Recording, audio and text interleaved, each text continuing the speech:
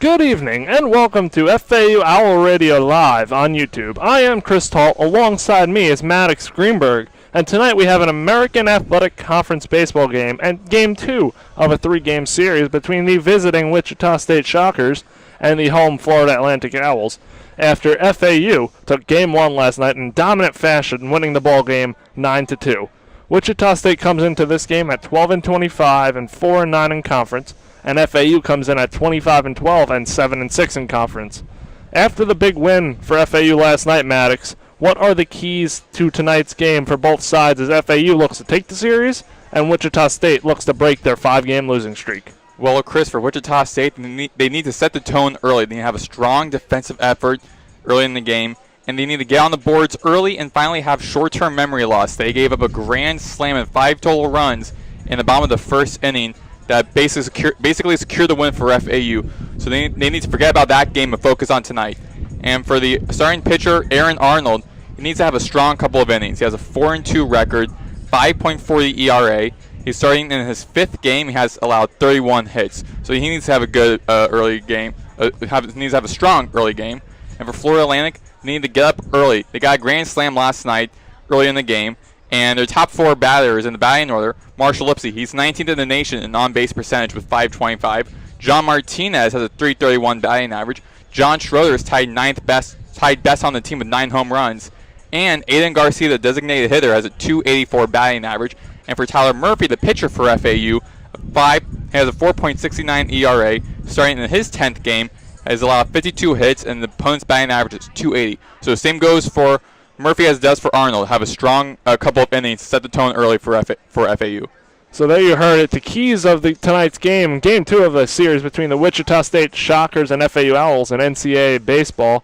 And when we get back live on FAU Owl Radio YouTube, we will have lineups, first pitch, and baseball from beautiful Boca Raton, Florida.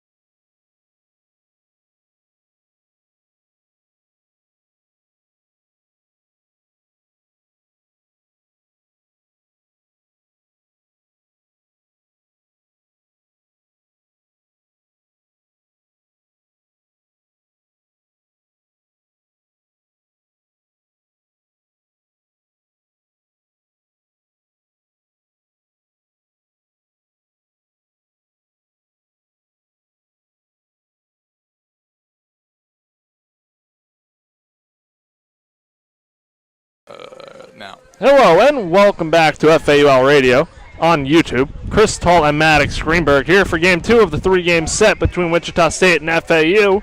On the mound for FAU, wearing their home blue jerseys with white pants, is Tyler Murphy. The right-hander comes in with a 4.69 ERA, 1.38 whip, 3-2 record, and 48 innings pitched. The lineup he will be facing from Wichita State, sporting their black and gold uniforms. Camden Johnson leading off, playing third base. Jordan Rogers batting second, playing center. Josh Livingston batting third at second. Batting fourth and doing the catching work tonight, Mauricio Milan. Batting fifth and playing first base, Ryan Callahan. Batting sixth at shortstop, Cam Dernan. Batting seventh in left field, Jaden Gustafson. Batting eighth and designated hitter, Hunter Carlson. And batting ninth, rounding things out for the Shockers offense, is Lane Haworth. And pitching is Aaron Arnold. We will see him in the bottom half of the first inning. But Maddox for FAU, what's the defensive alignment looking like? Well, for the defensive alignment for FAU, the catcher will be Dylan LaPointe. For first base will be Patrick Ward. Second base, John Martinez. Third base, Nick Romano. Shortstop, Brando LaRoe.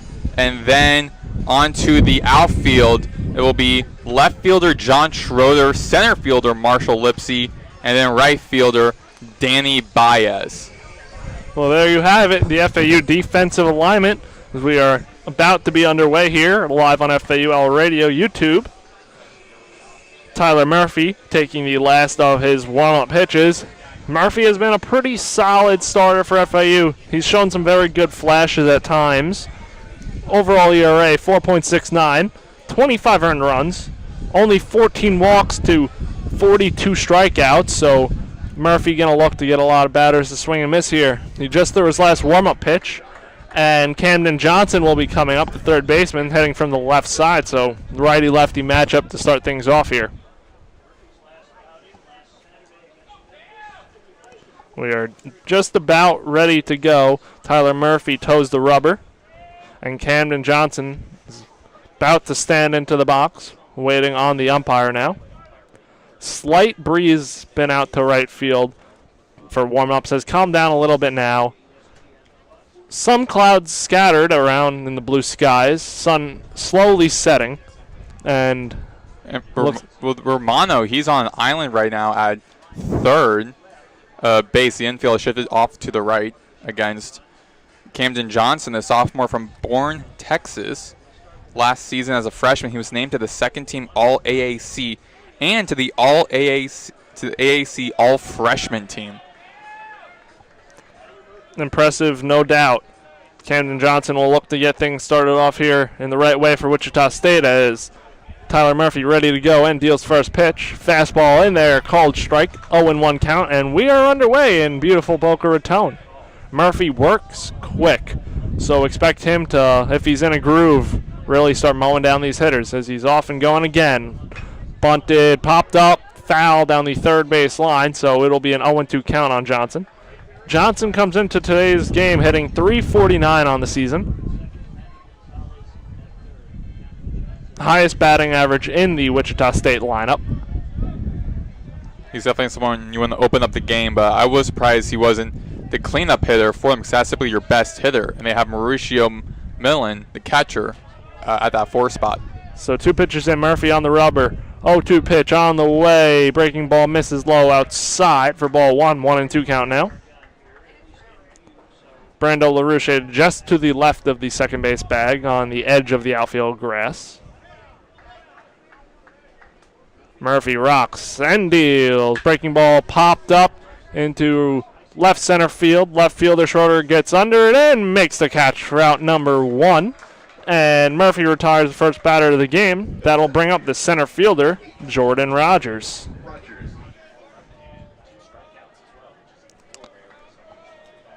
Jordan Rogers comes in hitting .277, 3 home runs, 25 RBIs, and 130 at-bats this season. Righty-righty matchup. Rogers, a redshirt freshman from Robinson, Texas. Murphy throws a fastball in there, called strike outside corner on the righty Rogers. Playing Rogers straight up. Murphy sets and deals the 0-1. Breaking ball off the plate low for ball 1, 1-1 count.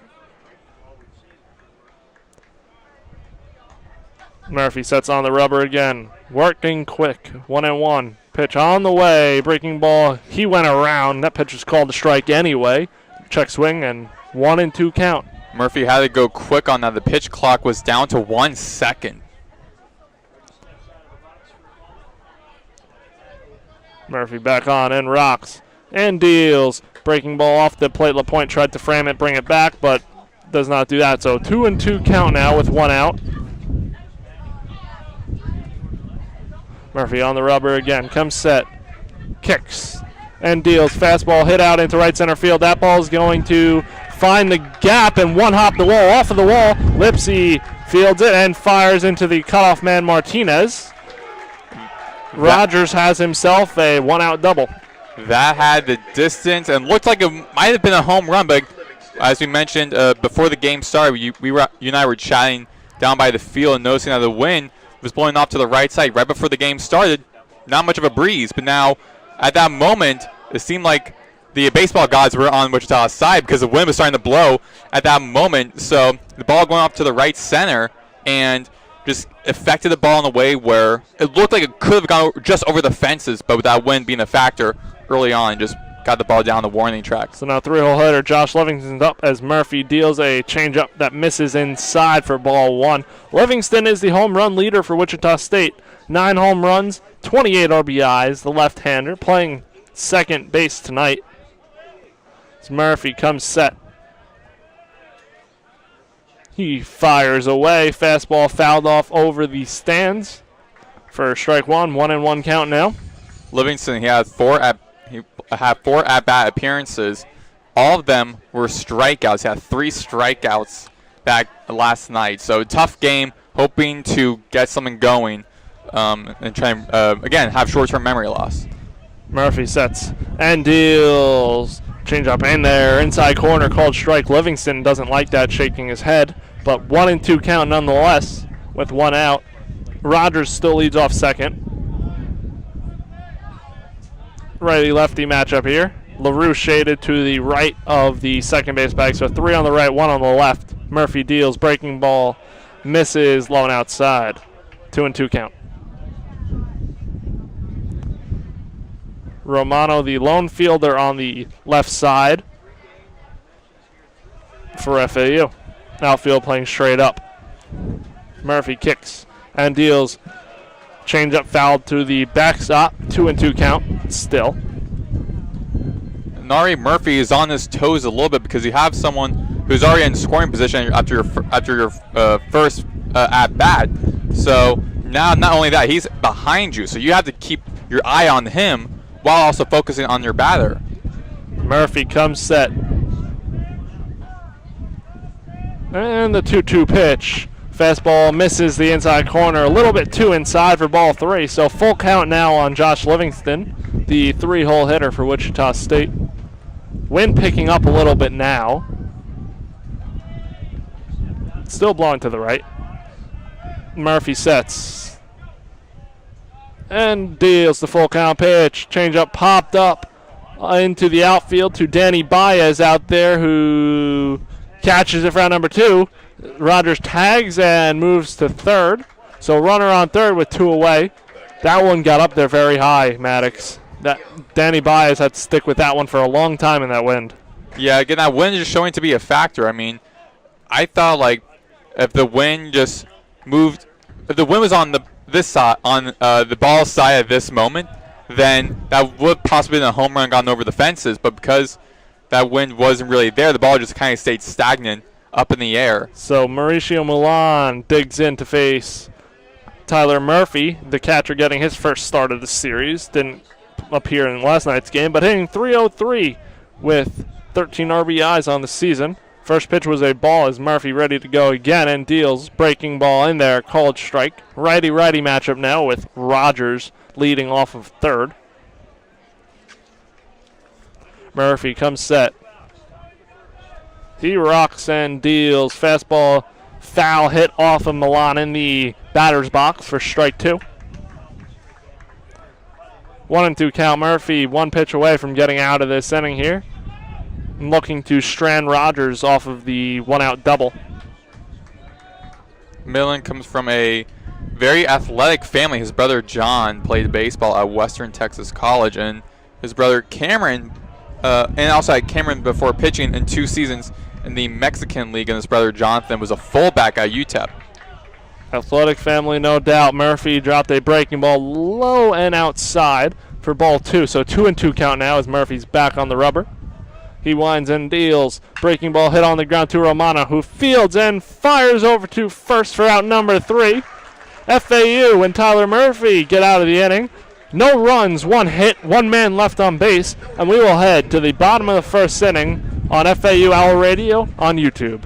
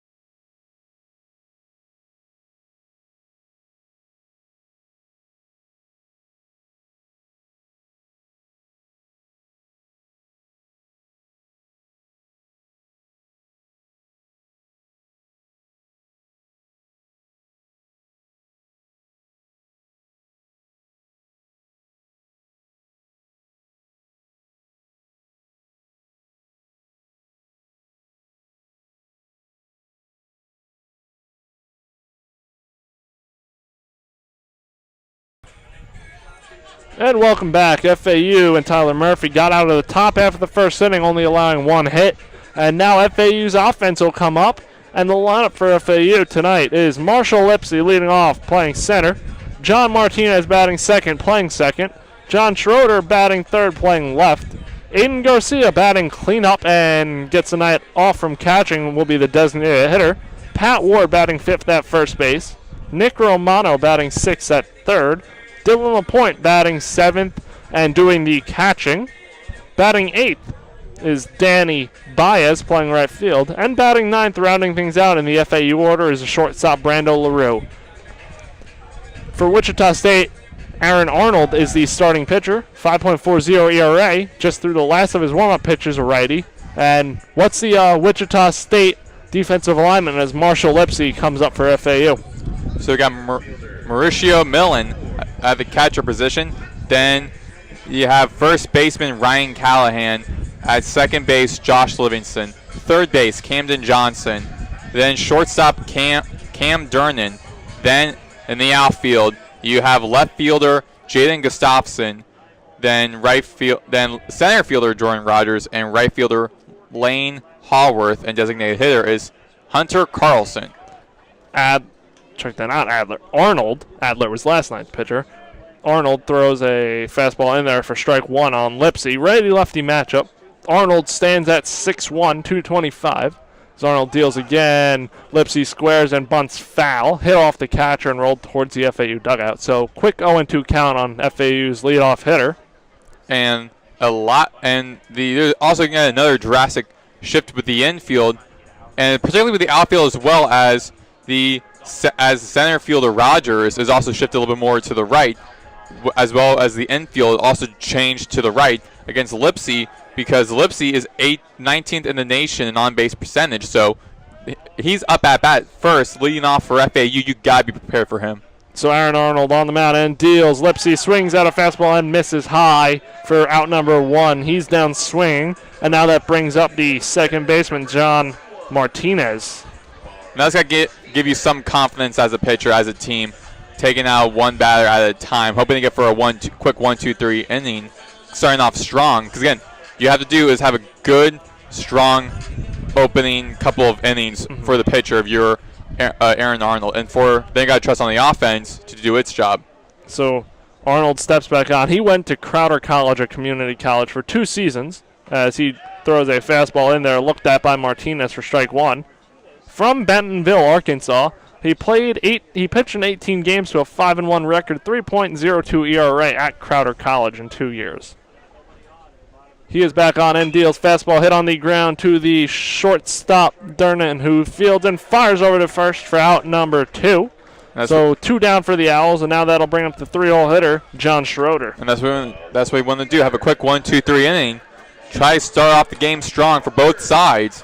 Because, again, you gave up 5 runs in the first inning. So, as defense, you're thinking, like, okay, short-term memory loss, not think about that.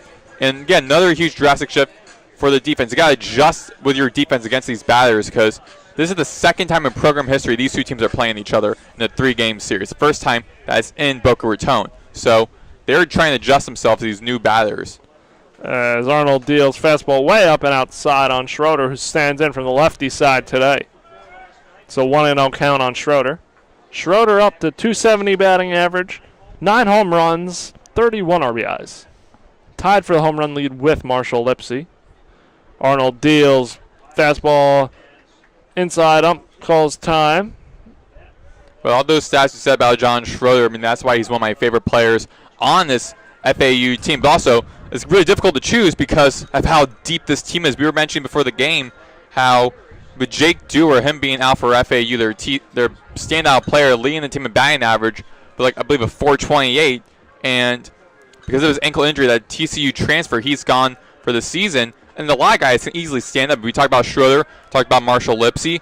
Kyle Boylston has a lot of good games for the opportunities he does play, because he also plays for the football team as well. So those moments he does play in the baseball games, he doesn't like shy away from it. He does play well. Arnold deals. Schroeder swings out a fastball and misses. 1-2 count now with 2 outs. Arnold making quick work here. Schroeder definitely, building off what you said, Maddox, definitely the most experienced player in this FAU lineup when it comes to playing here at FAU in his senior season. As Arnold deals a fastball, Schroeder lays off high at the letters. So 2-2 count now for Schroeder. John Schroeder also yesterday had to put together a bunch of good and very long at-bats. They're trying to tire him out. Arnold deals, breaking ball misses, low and outside for ball 3. Full count now on John Schroeder.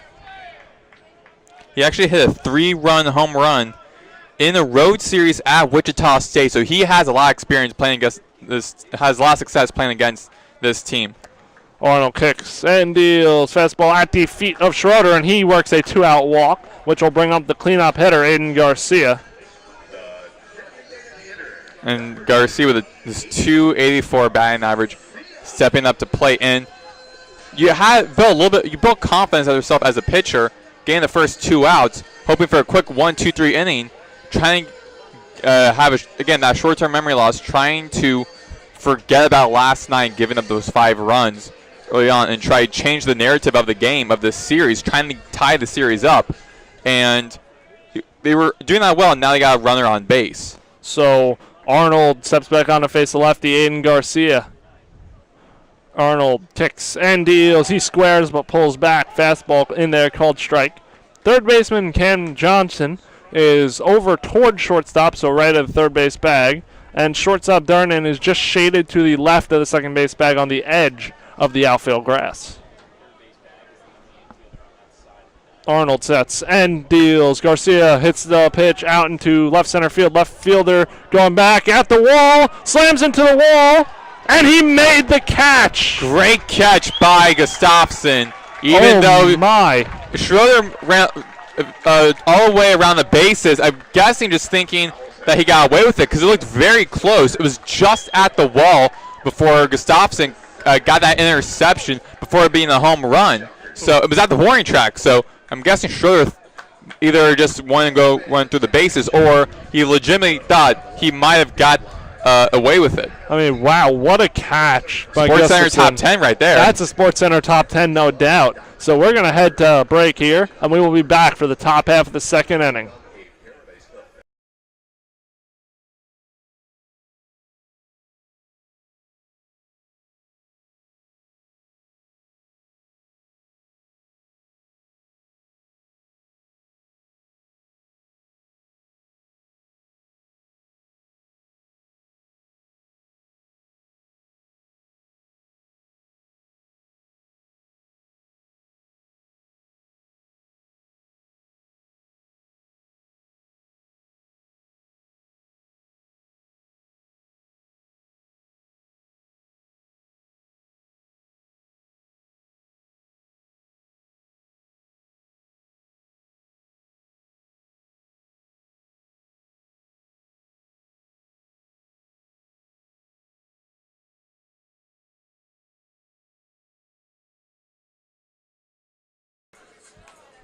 And welcome back to FAU Owl Radio. Top half of the second inning starting now in a 0-0 ball game. Tyler Murphy back out there to face for Wichita State. 5, 6, and 7 in the lineup. And number 7 in that lineup is Gustafson, who just caught that remarkable catch that sealed the bomb of the first inning against FAU because Garcia hit a bomb all the way to the left field and was just about to get over the fence before Gustafson made a remarkable catch. That would have easily been a SportsCenter top 10 moment. Even the broadcast as SportsCenter top 10 nominee, that was a remarkable catch that he made. Yes, it was. So it'll be 5, 6, 7, Callahan, Durnan, and Gustafson for Wichita State. Callahan stands in from the left side, has 13 RBIs on the season and 101 at-bats, 7 doubles, and 8 hit-by pitches. So, as you said, he's definitely a candidate to possibly get hit. When you ask me, how many people do you think will be hit today? With Schroeder being hit in the first.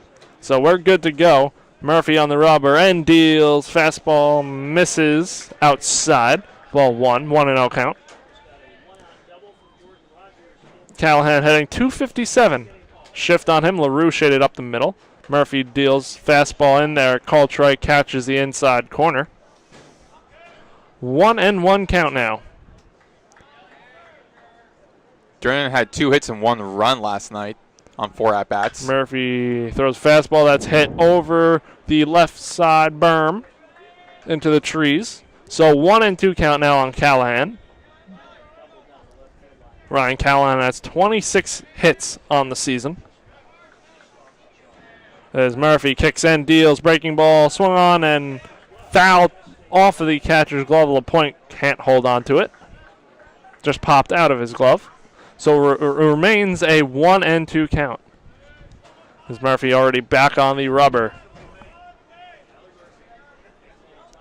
He winds and deals. Change up, swung on and missed. Strike 3. That was a very low pitch. If I were Durnan, I wouldn't have tried to swing because looking at where that pitch was going, it was going to be a ball. So he could have just not swung and given himself some more life. So Callahan down swinging, and that will bring up the shortstop, Cam Durnan. Durnan hitting 261 on the season, 35 hits and 134 at-bats. 1 home run to go along with that. Murphy deals. Breaking ball outside for ball 1. 1-0 count on the righty Durnan. And Durnan didn't even attempt to swing at that. So Murphy winds and deals. Curveball in there. Strike 1. 1-1 count now.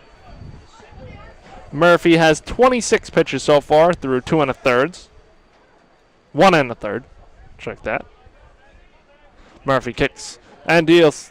Change up, swung on and missed. Strike 2. 1-2 count now on Cam Durnan. Durnan, a sophomore. Murphy on the rubber again. Sets and deals. Fastball misses outside. Tried to catch the outside corner, but failed to do so. So 2-2 count now. Compared to FAU's batting order, Wichita State's isn't that strong. I mean, they only have 3 batters that are 3 or have 3. Slow chopper to Romano. Fields, fires, and throws over to first for out number 2. Great charging play by Romano. Durnan hit that ball, a little chopper down the third base line, and Romano charged it and got the out. So 2 down here for FAU in the top half of the second inning on the Wichita State lineup. And now that brings up Jaden Gustafson. And typically when you make a great play in the field, you might have a nice hit now, bringing that confidence to the plate as he looks at a fastball that was low and outside for ball 1. Yeah, so 1-0 count. Yeah, that confidence, that momentum riding in from that, especially being up at coming up to bat.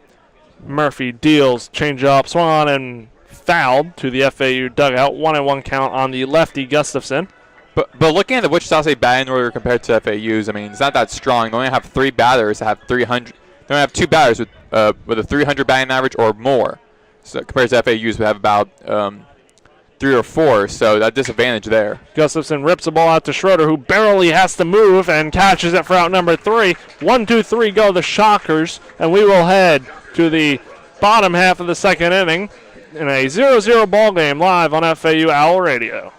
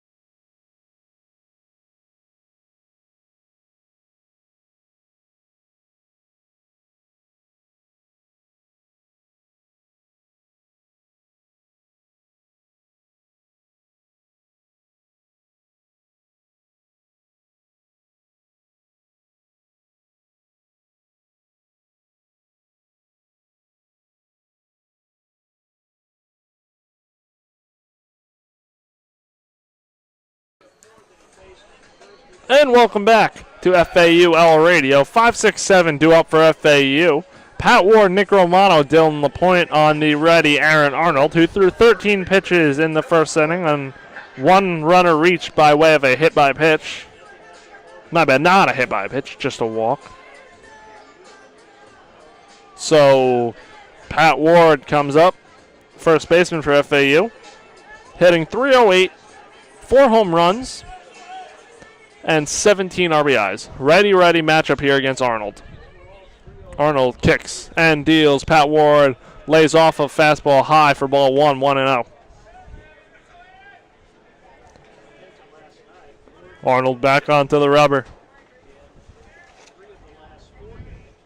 Comes set, kicks and deals. Fastball laced out to center field. That's going to one-hop in front of Gustafson for a leadoff single for Pat Ward in the second inning. That's definitely something that Wichita State does not want to have to deal with. Good. Is after having a strong bottom of the first inning as a defense, now giving up again another runner. Now Nick Romano comes up. He'll stand in from the left side against the righty Arnold. He had the big grand slam in the first inning off of the right field foul pole. I was about to say that even though I mentioned how Wichita State needs to have a short-term memory loss, they definitely do not forget number 9, Nick Romano. They do not forget about this switch hitting junior. 3 home runs, 17 RBIs for Romano on the season. Pat Ward will lead off of first. Only 1 stolen base on the year, so not necessarily a threat to go. Arnold kicks and deals. Fastball in there, called strike. 0-1 count now on Nick Romano.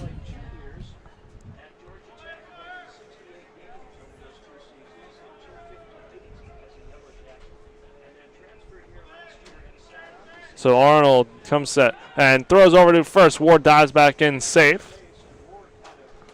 Common theme here in college baseball, checking on runners often at first. But 0-1 count on Nick Romano. Arnold sets and deals. Change up at the feet of Romano and inside for ball 1. 1-1 count now. So 1-1. Romano stands back in. Arnold sets and throws over to first again. It looks like Ward lost his footing there and slipped, but still made it back safe. Like that just looked a little awkward, don't you think? He can't afford any mistakes in this game, particularly with like the stakes that it does have. Because if Florida Atlantic wins, they've won this series. If Wichita State does, then tomorrow will be a very interesting game. Arnold throws over again, and Ward's safe. Big hole down the third baseline. Johnson, the third baseman for Wichita State, is way off the bag. And also makes a big hole there between third and short now because shortstop Durnan is shaded over to the right side of the infield. Arnold kicks and deals. Breaking ball fouled off down the third baseline. That's going to reach the berm. 1-2 count now on Nick Romano.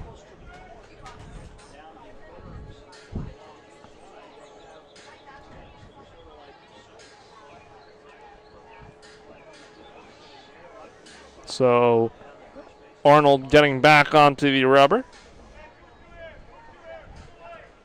And a 1-2 count. Romano looking to battle here with nobody out and Pat Ward off of first. Arnold comes set from the stretch.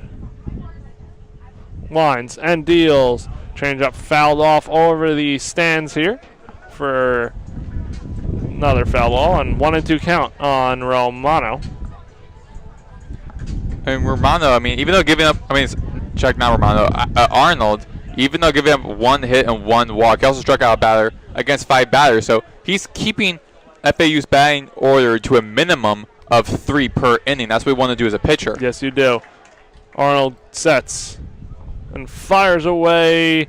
Pitch fouled off. Does not make the stands, but goes to the backstop. So it will stay a 1-2 count. Romano battling. That was very close, though, to possibly hopping a little bit over the net, the protective netting. Yes, it was. Because we've seen, because these college baseball games, there's a whole bunch of little kids that want to show up to these games. So a lot of them will run back over here, because a lot of them ran over to where the foul ball went over to the left side. Yep. Either way, good at bat here from Romano. 1-2 count. Arnold deals. Spoils another pitch to the backstop. So stays a 1-2 count. Again, even if you don't get on base here, this is still a positive at bat from Romano because you're working the pitcher and you're building that pitch count. Yeah, you're tiring out the pitcher more and more with each time you're at bat. So 1-2. Arnold stands back onto the rubber.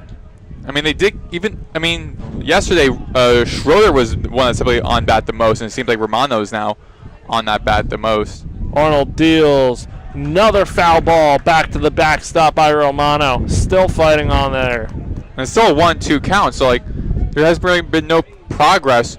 Dude, a lot of them are just foul balls, so now Arnold has to think, okay, through my arsenal, through my different pitching, what am I able to do that kind of throws off Romano and gets him out? Because again, you just have a runner on base. So Romano stands back and Arnold sets and deals. Pitch hit out into center field. Center fielder Rogers moves a little in and makes the catch for out number 1. Long at bat, but still positive. So Pat Ward remains at first, and now that'll bring up the catcher, Dylan LaPointe. The dream for every manager, every pitching coach, every pitcher is to have a quick 1-2-3 inning. But with batters, they are trying to get on base. So that whole different dynamic, there's a whole different dynamic. So for the batters, try to stay on base as long as possible, even if not progressing anywhere at all. Just staying at home, staying at plate, at bat, as long as possible to wear out the pitcher. Throws back over. First baseman Callahan makes a nice pick, but Ward dives back in safe. So now it's a righty-righty matchup as the Owls catcher Dylan LaPointe comes up. Sophomore hitting .265 with 4 home runs, 14 RBIs, 18 hits, and 68 at-bats.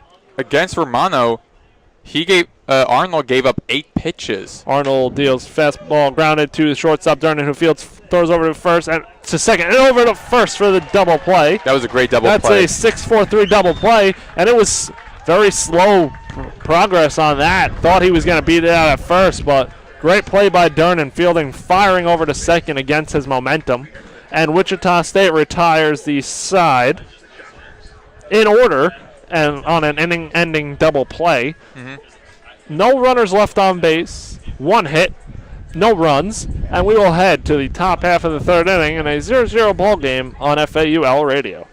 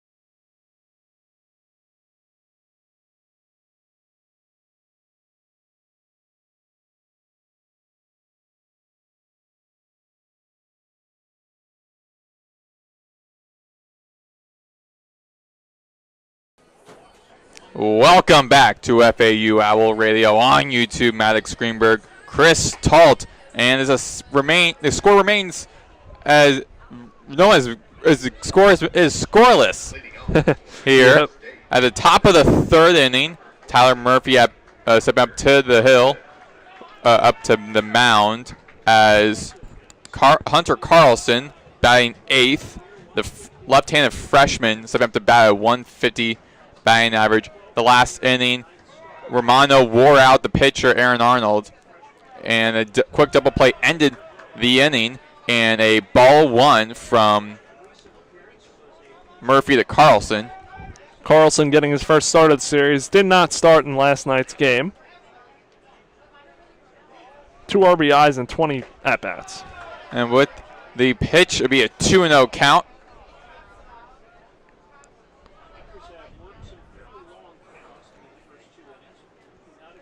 Sun setting in right field. Left field still sunbathed.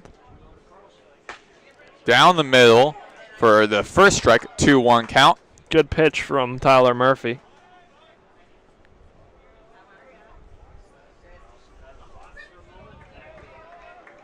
The infield shifted to the right. And down the middle, 2-2 count. Good breaking ball from Tyler Murphy, showcasing his secondary pitches there.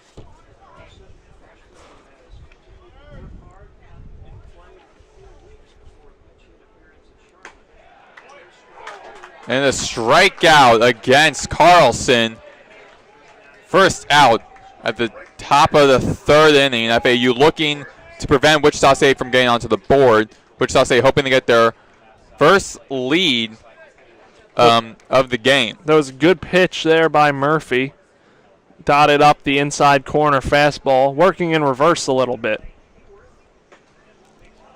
And a ball one against Lane Hallworth. Breaking ball just off the plate. Hallworth is sophomore, batting left with a 205 batting average. This season, 15 hits, 15 runs, 12 RBIs. Big swing and a miss with a 1-1 count. Now you can tell Murphy really going with his curveball. That's on 3 in the last 4 pitches. Feels confident with it tonight. And the wind picking up a little bit. And he hits that over into the right center as Lipsy will stand there and catch it for this second out. So quick 1-2 for FAU. Now back to the top of the batting order with Camden Johnson, the lefty sophomore. Good job by Murphy. Now he's at 39 pitches, working quick here in this inning. Johnson flew out to left in his first at-bat. Infield still remains to be shifted to the right with Romano, the third baseman, on his own little island. And that'd be a foul ball as that hits over to the protective netting off to the left side for the foul one, strike one. LaRue shaded just to the left of the second base bag. Romano on the edge of the grass, playing third against the lefty, Johnson. And be a ball one from Murphy to Johnson. Definitely some good, although that pitch wasn't a strike, good pitch from Murphy. Just missed. Way upstairs, 2-1 count. That was up to the left corner of the batting of the strike zone.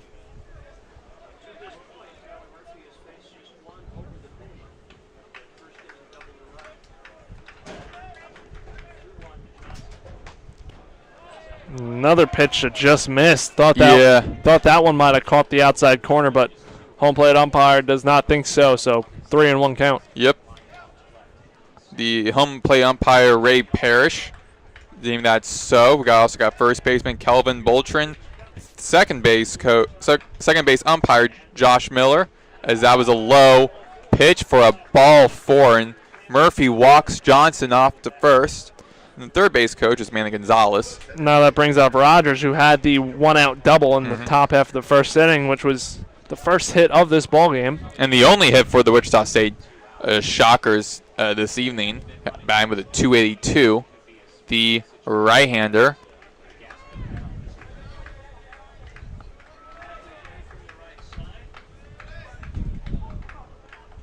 And Murphy goes and checks Camden Johnson off at first. Pretty quick off move. Pretty pickoff move. Pretty quick pickoff move. Mouthful of words right there for Murphy from the right side too. Don't typically see that. And he showcases a move right there. Yeah. Typically you'll just see some righties this early not really go for the pickoff, but keep him close and keep checking on him. But he went for the pickoff.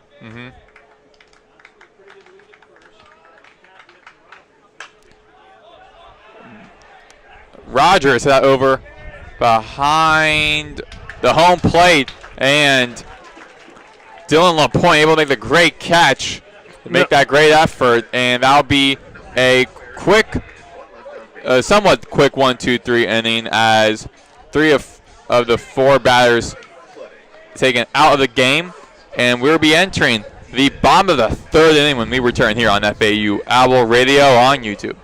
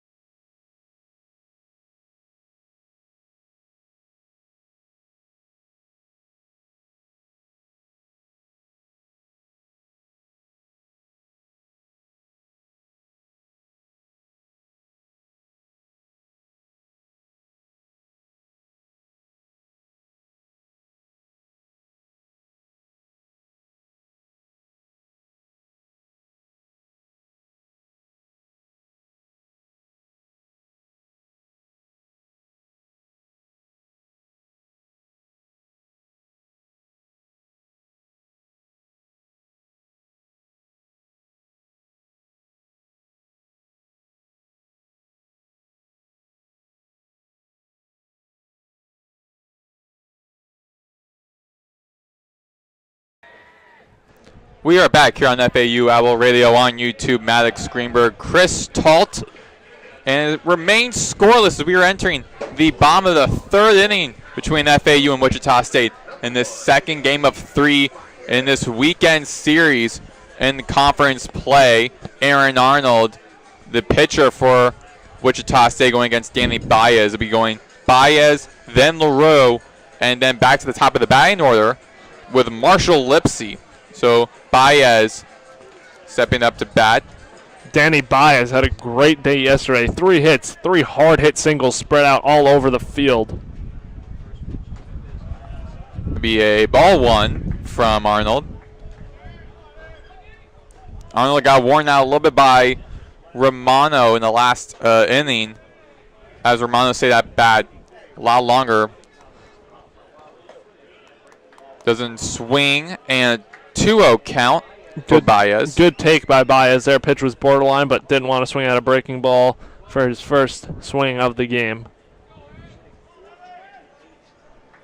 With the infield shifted to the right, way outside, 3-0 count. One more, and Arnold will walk Baez for his it will be his would-be second walk.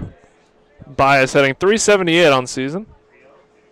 Check swing and a 3-1 count for Baez, the right fielder, batting with a .378. As a leadoff hitter, he's a .750. And another check swing, and the count is at full. Arnold fighting back to make it a full count, but Baez can erase all that now and work and get on base here to start things off for the Owls in the 3rd.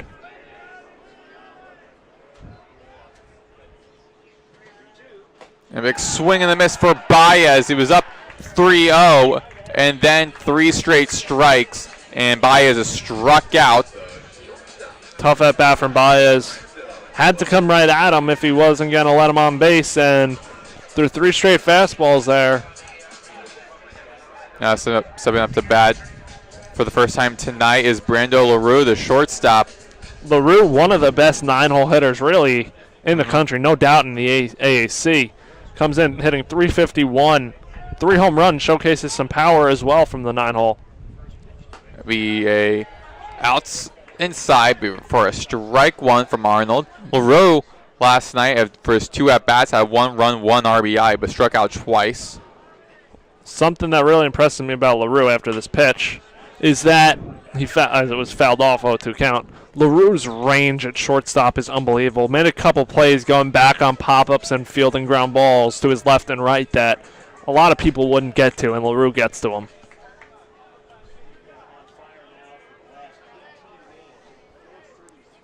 Arnold with the pitch, and LaRue hits that over to the right side next to the stands.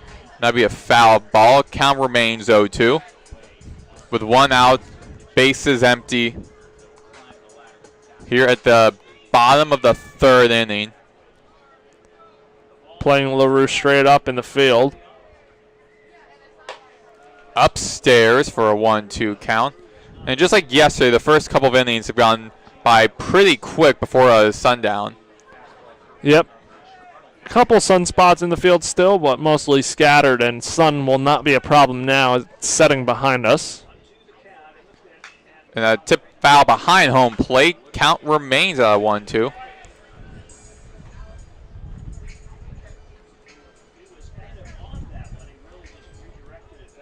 LaRue batting with a 351. And his on-base percentage is a 430. This season, 39 hits, 20 runs, 22 RBIs. He picks swing and a miss. And for the 2nd strikeout. And that's the 3rd strikeout of the game for Arnold. You know Arnold feels good now coming up to bat. Marshall Lipsy, who's 0 for 1 today. And both teams scoring-wise have not been great. Wichita State is 1 for 10, while FAU is 1 for 8. So both teams are struggling behind the plate as Lipsy returns. Definitely some good pitching, though, from both sides to start things out in this game. Another infield shift to the right and outside for a 2-1-0 count. Lipsy with a rare strikeout in the 1st inning.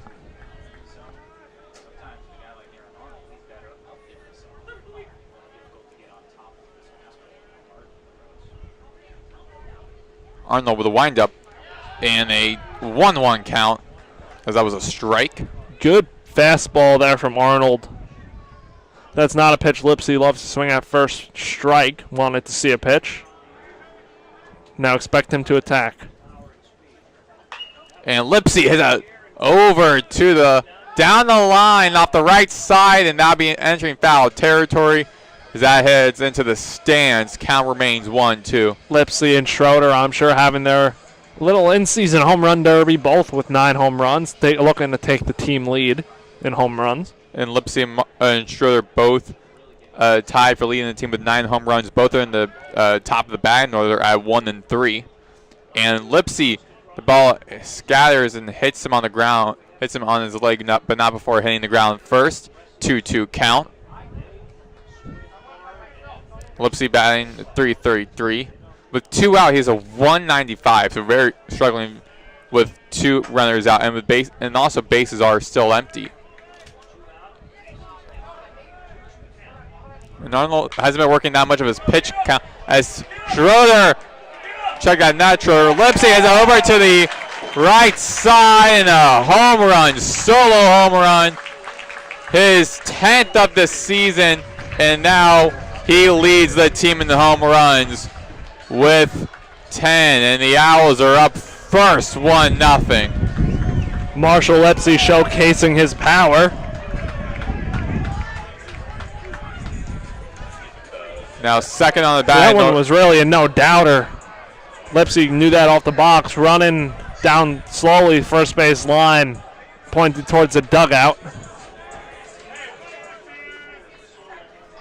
And just like that, FAU has their lead in 2nd hit of the ball game. Low pitch by Arnold. 1-0 count against John Martinez, the freshman righty, who's 0 for 1 today, batting a 329.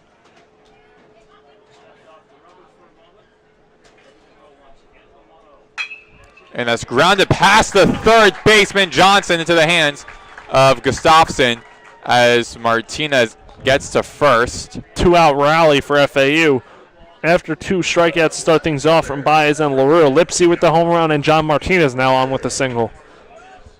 One of those things where you see Lipsy in this case hit a home run, big swing. It's contagious. Now Martinez came up, hit a single first pitch, and now Schroeder up after a walk in the first. Owls with 3 hits and Wichita State with 1 as John Schroeder now up at bat.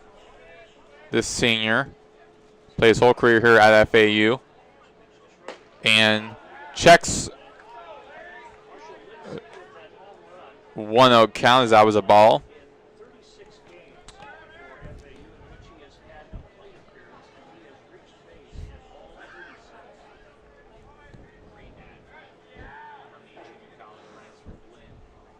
And Schroeder hits that down off to the middle, off to the right side. And now runners on corners. That was an RBI. RBI double.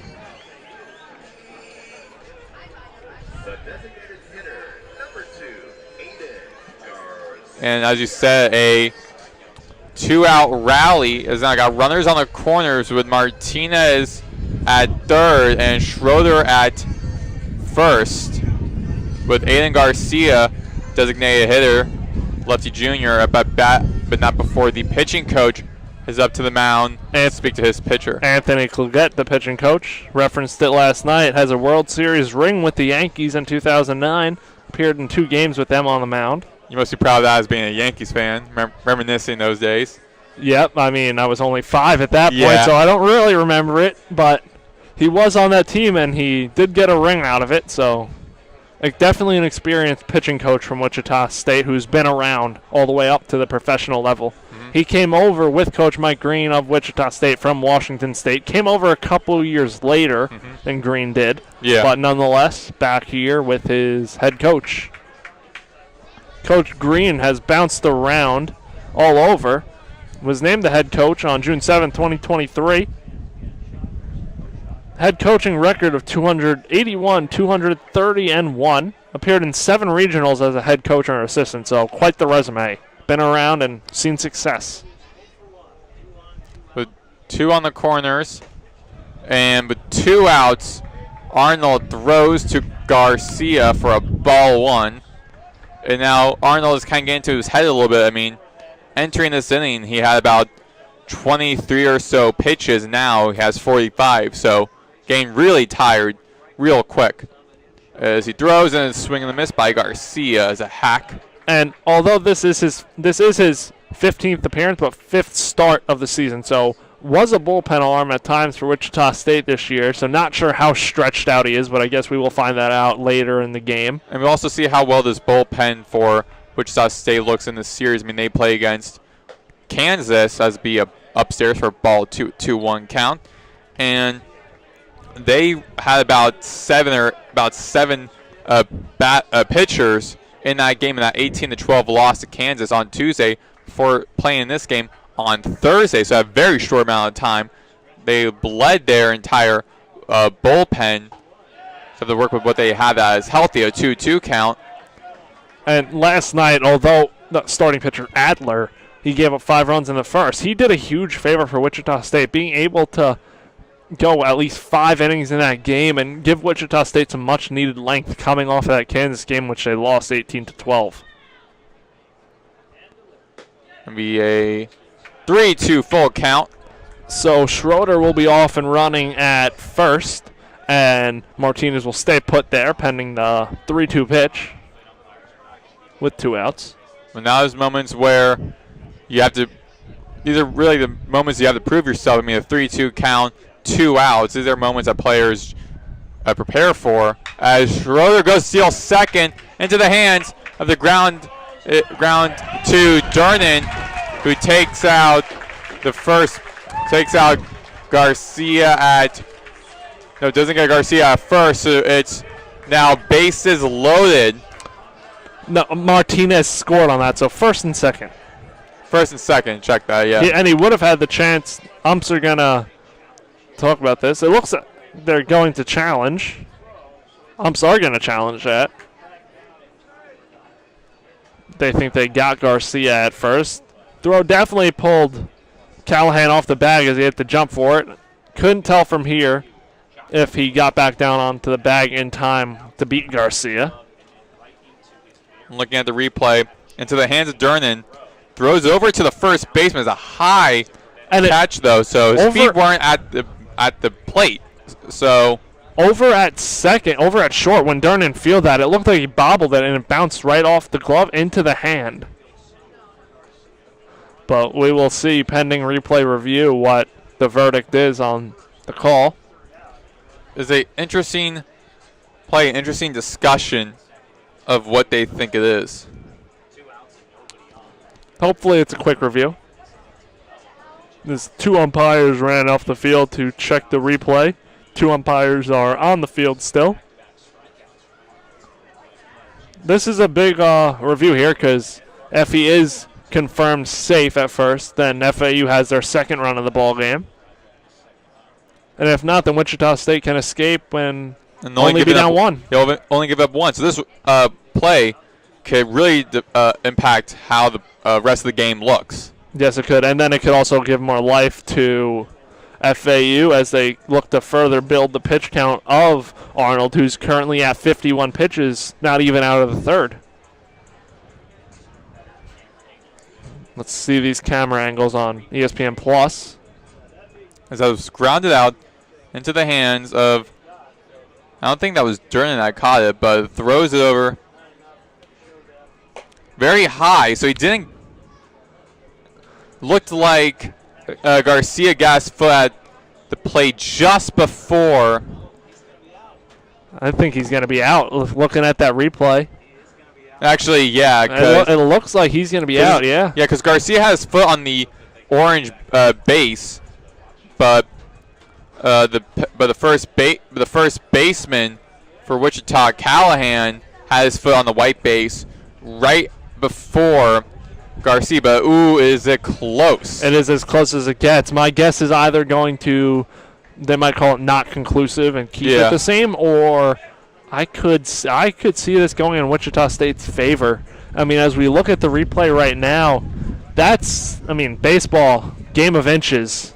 It looks like there he touches I think so, down. yeah, because once you see it, is the white base dips a little bit right before Garcia foot hits the orange base, and they've ruled him out. So no run. Yeah, the Wichita State dugout are ecstatic, and that ends a very entertaining bottom of the third inning as Owls get up on the board first, 1-0.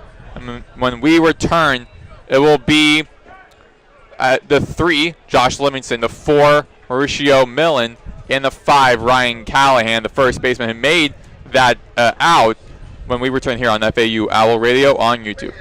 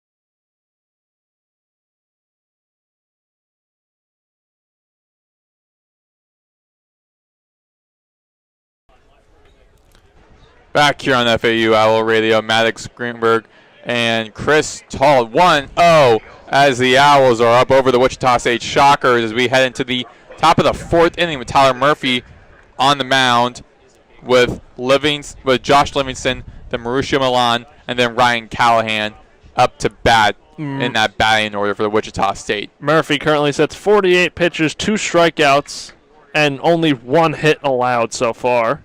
We have a very interesting bottom of the 3rd inning as the game came down to 2 outs before the Owls were able to get on base first. With the runners on 1st and 3rd at the corners, Garcia went up to bat. Then when he hit a ground out into the direction of the shortstop, it was a close call, but they ruled him out at first as Livingston hits it high into the air over to the left center out to the warning track and caught by John Schroeder to record the first out of the top of the 4th inning. There was also a dramatic infield shift as everyone moved to the right side of the diamond. Now everyone splits up back to normal with a lot of real estate down the middle. That was a good job by Schroeder to track that fly ball down at the warning track. And Murphy throws and be a ball 1. It was a low pitch to Millen. He is 0 for 1 today with a 300 batting average. And a 1-1 count. Millen, 27 hits, 17 runs, 13 RBIs, 13 walks, 12 strikes. And he hits a ground out down past the first baseman to the hands of Danny Baez at right field. And that'll be a single. Good piece of hitting from Milan. Hard hit single. Infield shifting a bit to the right for lefty Ryan Callahan, the first baseman, who made that very close call that was ruled in out against Ryan Garcia. His foot hit the white base just before Garcia's foot hit the orange base, and a strike 1 as Callahan went swinging for the for 0-1 count. Murphy throws 0-2 count as that was a strike 2. Milan does not have any stolen bases yet on the season. Murphy does look over at him, though. You got to keep your eye on people at bat, and that'd be a hit over to the left side. That'd be a great catch, easy catch for John Schroeder as he had to work his way to it, but not that much. Just ran a little bit off to the left to make that catch for the 2nd out. And over in the Wichita State bullpen out in left field, I see some action warming up. A lefty tossing out there. So Arnold's night could be coming to a close soon as FAU made him throw a lot of pitches after the first 2 strikeouts last half inning. And Callahan, the 1-0, check that. Durnan with a ball 1. Durnan grounded out to 3rd in his first at-bat, which came in the 2nd inning.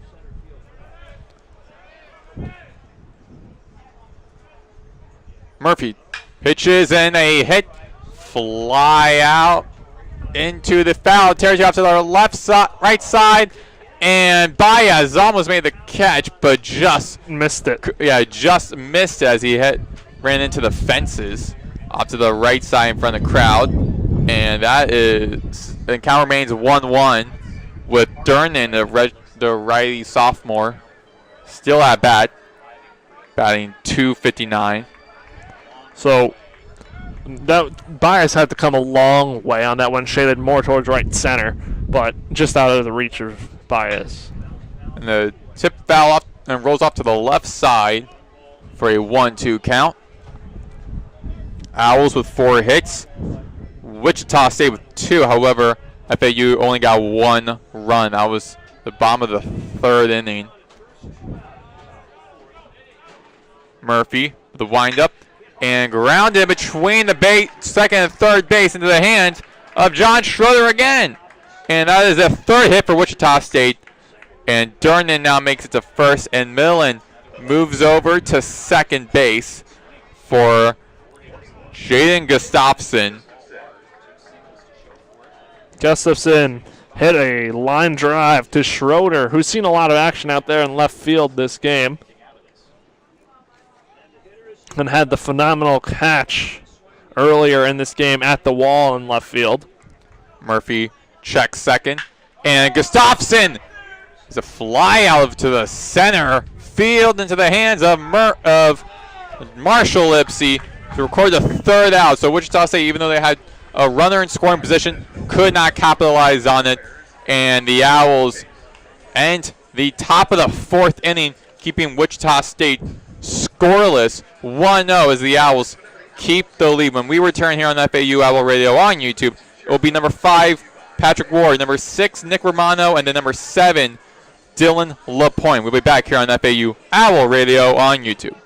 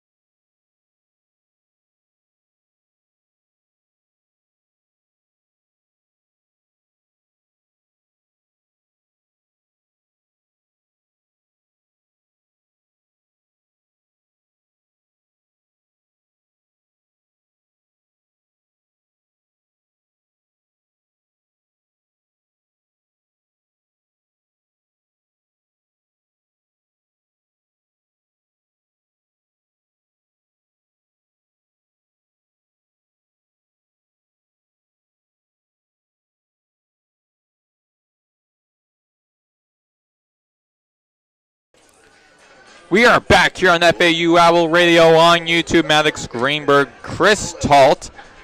1-0 as the Owls are up over Wichita State. Entering the bottom of the fourth inning, and Patrick Ward up to bat, the first baseman for FAU. FAU offense showed a lot of life last half inning after 2 straight strikeouts. They got 3 of their 4 hits by way of Marshall Lipsy, John Martinez, and John Schroeder.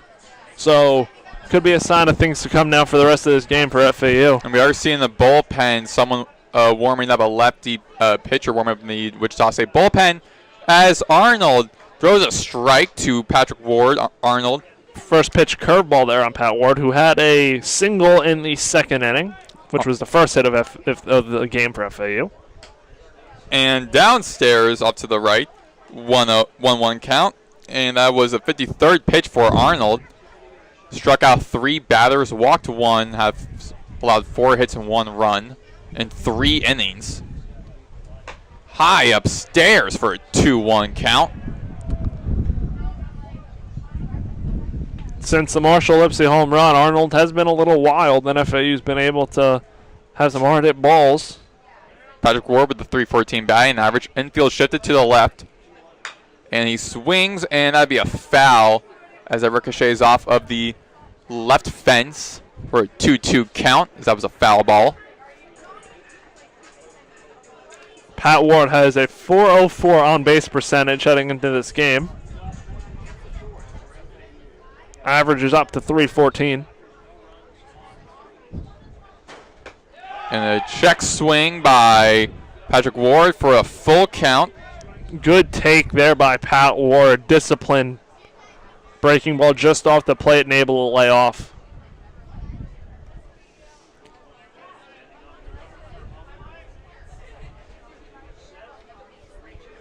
And Ward hits that up into the sky off to the right field into the hands of Hallworth for the first out.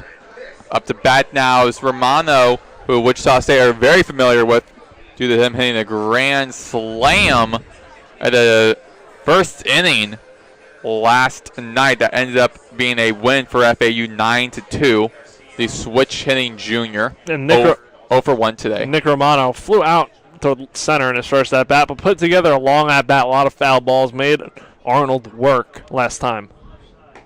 And a low pitch from Arnold in the 0-1 count. Infield off to the right. Romano now pleased at that one. Look back at the home plate ump. Disappointed. Base is empty. Romano looking to get something going for the Owls.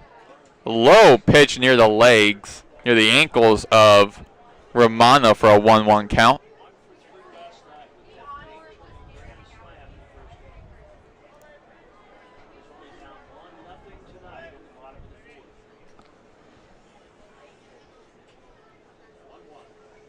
Upstairs for a 2-1 count for Romano. It has really turned into another beautiful night here for baseball. Not too hot, little breeze, sun setting. The flag for FAU over into the left field. Still blowing out to yeah, still right. moving to the right. But it's like light breeze for us. And outside for a 3-1 count, so 2 straight balls thrown to Romano. Good take again, just off the plate. That's something this FAU lineup has really been good at all year. They have really not chased much off of the plate.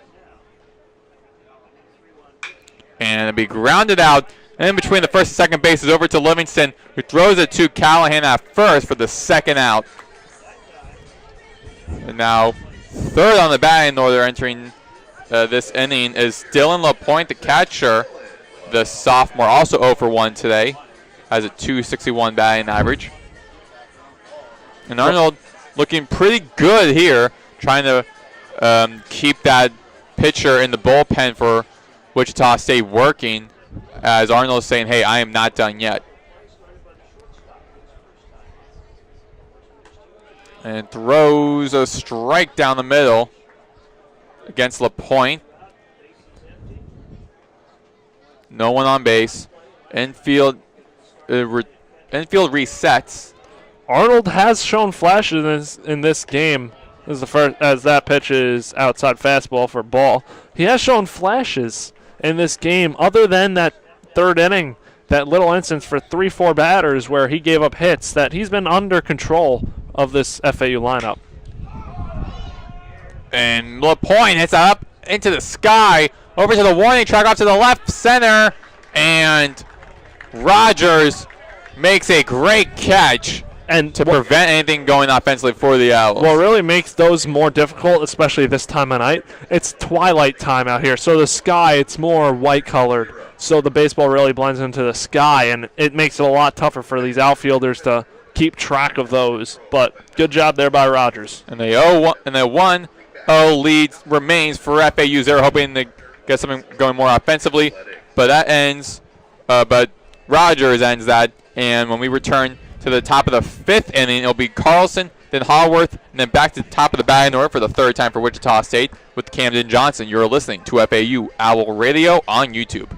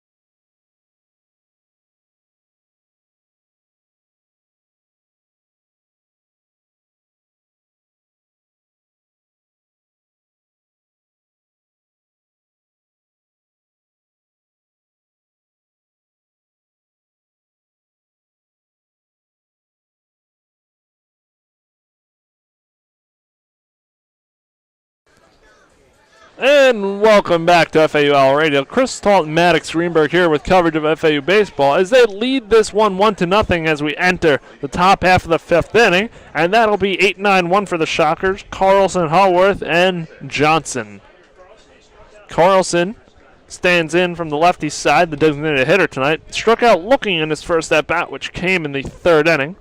Murphy ready to go. Stands on the rubber. Kicks And deals. Changeup fouled off to the Wichita State dugout for strike one. 0-1 count now. Murphy, 59 pitches in, top half of the fifth inning. On a good pace for pitch count. Brando LaRue, shortstop, shaded just to the left of the second base bag. As Murphy sets and deals. Fastball, which is hit down the left field line. Third baseman Romanov almost got it, but stumbled and fell back, and the ball dropped in fair territory. Might have hit the chalk out there on the outfield grass, but that's going to be a leadoff single for Carlson as Romano stumbles on that one. Yeah, lost his footing a little bit there. Probably for the anticipation of trying to get that, recording that out. It almost looked like Romano overran it and tried to cut back, and that's where he stumbled. So runner on first is Carlson. Doesn't have a stolen base on the year, but now that brings up Haworth, hitting from the left side as well. Murphy set on the rubber and deals. Haworth squares and pulls back. Fastball high, 1-0. Haworth, the sophomore from Louisville, Texas, 5'10", 195, a 3-year second-team all-district selection at his high school at Hebron. He's also teammates at Hebron. He was teammates. Squares, bunts, drag bunt, hit foul.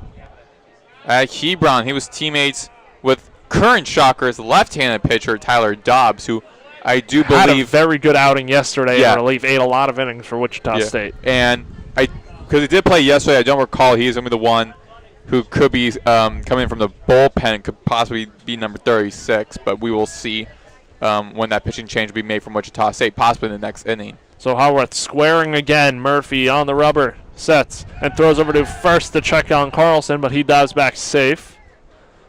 1-1 count here. FAU leads this one 1-0.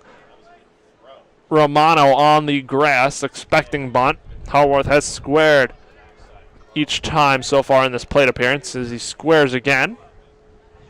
Murphy deals. Fastball. Haworth pulls back, and that pitch is a ball low and inside. 2-1 count. Both teams have 4 hits, but that doesn't tell the whole story because FAU and Wichita State both are doing great defensively.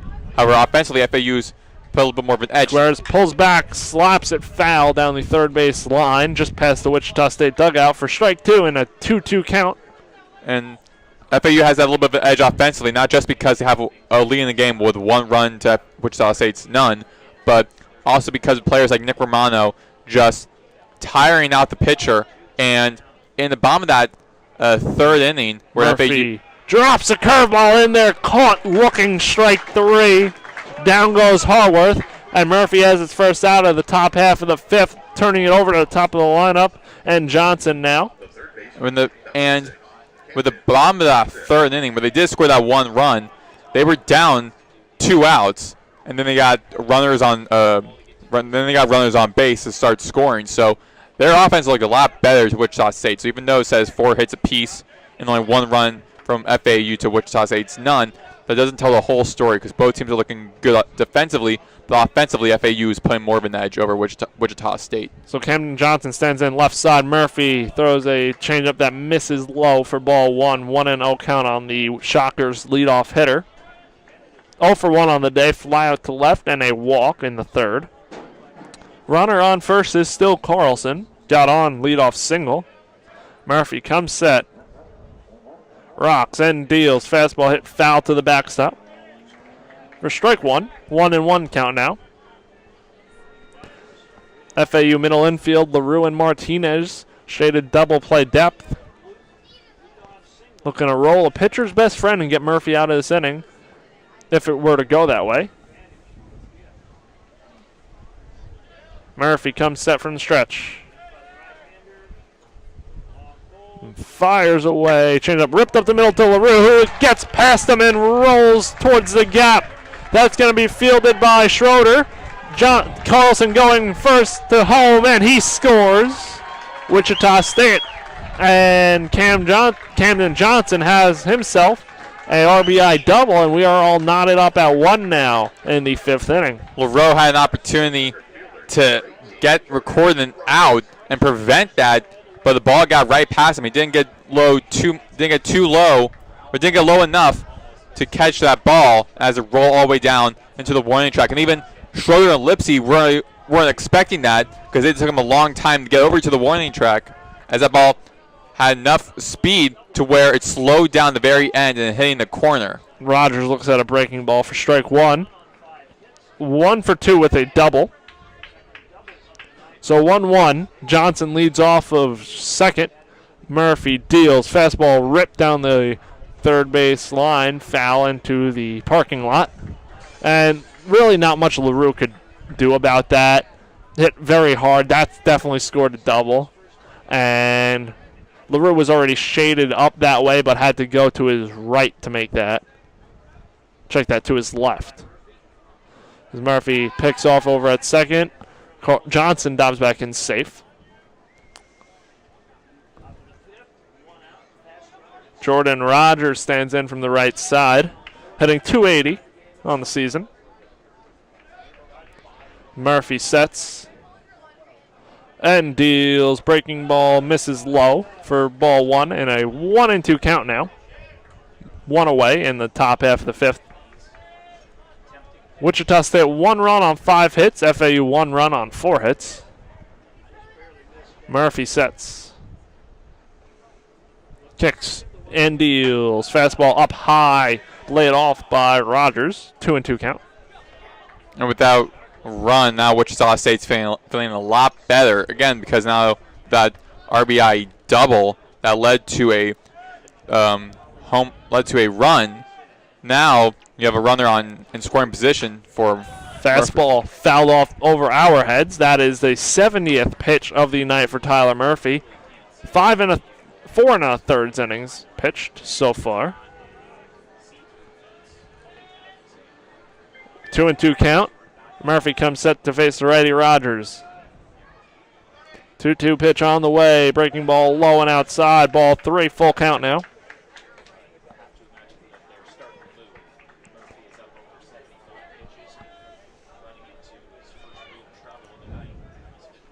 So Murphy back on the rubber, taking his time. Comes set. Deals the full count pitch. Breaking ball hammered out to left field. That ball is going back. Schroeder's going back. And you can kiss that one goodbye. And now Jordan Rogers, 2-run bomb. No doubter out to left field. And just like that, Wichita State leads this one 3-1 in the fifth. And now if you're FAU, you got to think about what you have to do defensively, because you have 1 out, and then after that, giving up 3 straight runs. And you guys had the opportunity. You had the game in your control. You were up a run. Granted, with baseball, you can easily get 2 runs in a single inning, but because I had a little bit of that edge. And I can say I see movement over in the FAU bullpen. Ball being tossed as Livingston looks at a changeup for strike one. Got to reset here for Murphy. Still early in this game. Only down 3-1 now, but don't want to let this snowball and want to get Livingston here, who is 0 for 2 on the day. That was Rogers' 4th home run on the season. Absolutely hammered that one to left. Murphy deals, changeup in there, called strike, 0-2 count now. For Murphy, get through this inning and give your offense a chance. Still got plenty of game to go.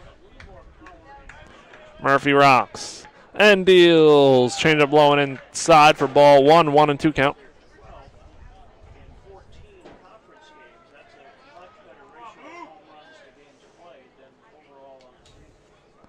Murphy set, kicks, and deals. Pitch fouled off to the backstop. Remains a 1-2 count. Livingston, even though he's 0 for 2, the Owls are still defensively are preparing for him if he does get a hit, because all of the infield has moved to the right. There is no one near third base. Murphy deals, breaking ball misses low outside, 2-2 count. Murphy now 76 pitches.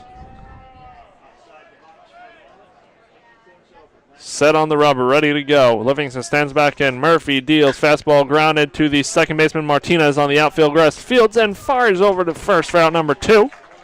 Murphy gets the big second out after giving up the home run. And now 2 outs here in the top half of the 5th inning, bringing up the catcher, For Wichita State, Mauricio Milan. 1 for 2 on the day with a single. And you got to feel good about that if you're FAU, because you did give up 3 straight runs. Now try and get something out defensively and just try to get out of this inning. Murphy drops a breaking ball in there. Called strike on Milan. 0-1 now. Just got to get out of this inning. Offense has plenty of time to get a couple runs here in this game. Murphy sets and deals. Fastball misses low outside for ball 1. 1-1 count.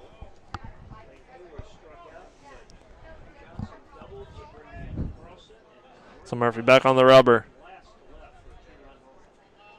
Pitch is on the way. Fastball grounded foul just past the Wichita State dugout. Third base line. 1-2 count now. Murphy 1 pitch away from getting out of this. Murphy 4 2/3, 6 hits, 3 earned runs, 3 strikeouts. And breaking ball hit to Romano at third, who fields, fires over to first for out number 3. Tyler Murphy gets out of the inning. Three runs, 3 hits, no men left on base. And we will head to the bottom half of the 5th inning on FAU Owl Radio on YouTube.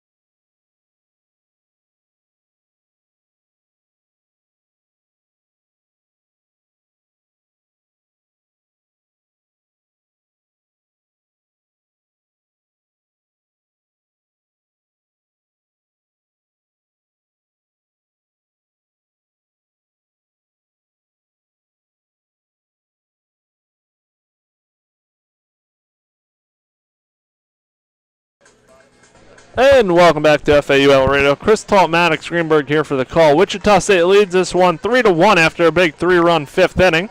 And now for FAU, Danny Baez, Brendo LaRue, on top of the order, Marshall Lipsy to face the new pitcher and Jace Miner. Marshall, Maddox, what do you have on him?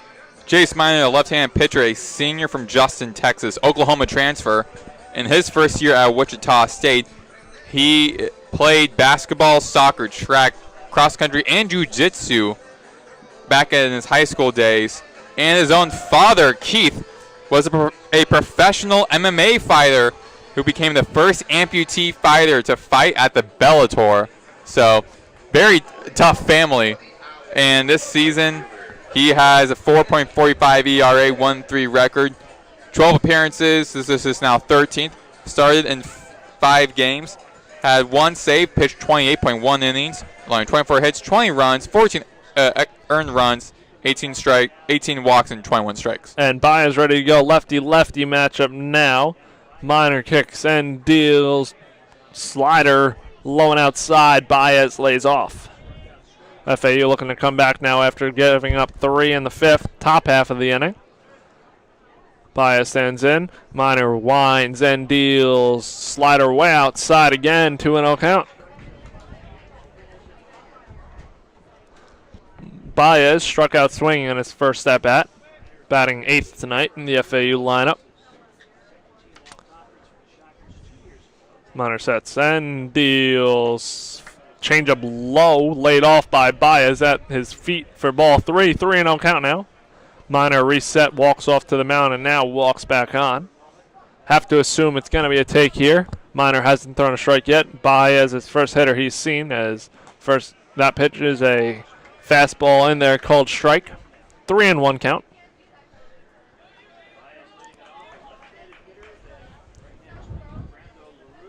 So 3-1.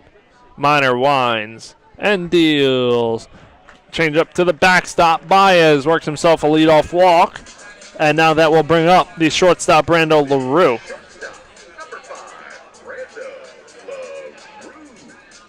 Brando LaRue now 0 for 1, struck out in the third inning. Hitting .348, 3 home runs, 22 RBIs, 39 hits. And LaRue, the Canadian, one of 3 position players to start all 57 games last season, and one of 2 to start every game at the same position as shortstop. And he's doing a good job at shortstop, even though, granted, that ball the last ground out did get past him that led to a 2-run. Minor deals. LaRue squares. Push bunt to the first base side. Fields. LaRue is going to... Oh, just misses as the diving pitcher Minor beats LaRue out, hustling down the line for out number 1. But nonetheless, LaRue does his job and moves over Danny Baez. So sack bunt there. And now Baez will lead off a second. Marshall Lipsy will come back over as the FAU lineup turns over. And Lipsy, last at bat, hit a home run. And Minor was anticipating, or he was kind of contemplating if he was to throw to someone near the first base, but didn't have enough in time. No one was there in time, so he had to just go for try to beat LaRue at the first base. So good hustle from Minor to beat the speedy LaRue down the first base bag. But now Marshall Lipsy up. Lefty-lefty matchup. Big hole between short and second. Minor sets and deals. Pitch ripped up the middle, hit off the glove of Minor. Lipsy hustling to first and beats it safe. So that's going to be an infield hit for Lipsy. And that'll bring up John Martinez with runners on the corners now. Danny Baez advanced on the infield hit. And the Owls looking to quickly capitalize on giving up 3 straight runs in the top of this inning, and looking to answer and keep it close and either get within 1 or hopefully the tie, or even possibly take the lead. They have 1 out though. So runners on the corners. Baez on third, Lipsy on first. Lipsy 11 stolen bases on the year, 2 caught stealing.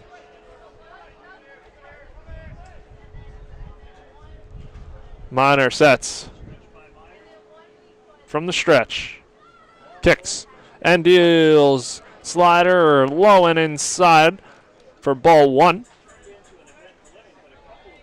1-0 count on John Martinez. 1 for 2 on the day. Had a single in the third. Ground out to short in the first. Minor sets and deals. Change up. Pulled the string on Martinez. Swinging. Strike 1. 1-1 count. And Martinez hacked to that pitch. If you're Martinez here, definitely ball in play. Get a run in here. Get closer.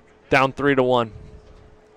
Minor holds the ball for a long time out there on the mound. Sets and deals. Change up. Grounded to Darnan at second. And flips over to second and beats. Martinez beats the play over there at first. That will bring in Danny Baez. So Lipsy gone at second. And now Martinez on first with John Schroeder coming up, and a run in for FAU now. FAU, down 3-2. Yeah, FAU is now countered Wichita State. Say, okay, you guys got a couple of runs. Okay, we got 1 run. So now we're like keeping the game within reach, within grasp for FAU. Again, so plenty of time. They don't have to work defensively, but with this new pitcher coming in for Wichita State, the batter for FAU, are starting to capitalize on that. So John Schroeder now switches over to the right side, the switch hitter. Hit left his first couple at bats. Against the lefty Minor. Minor throws over to first.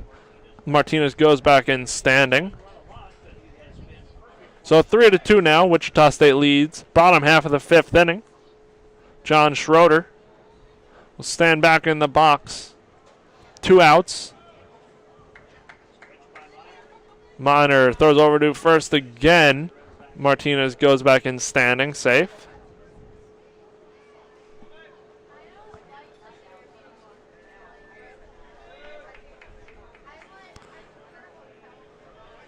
So Schroeder waiting for the first pitch of this at bat.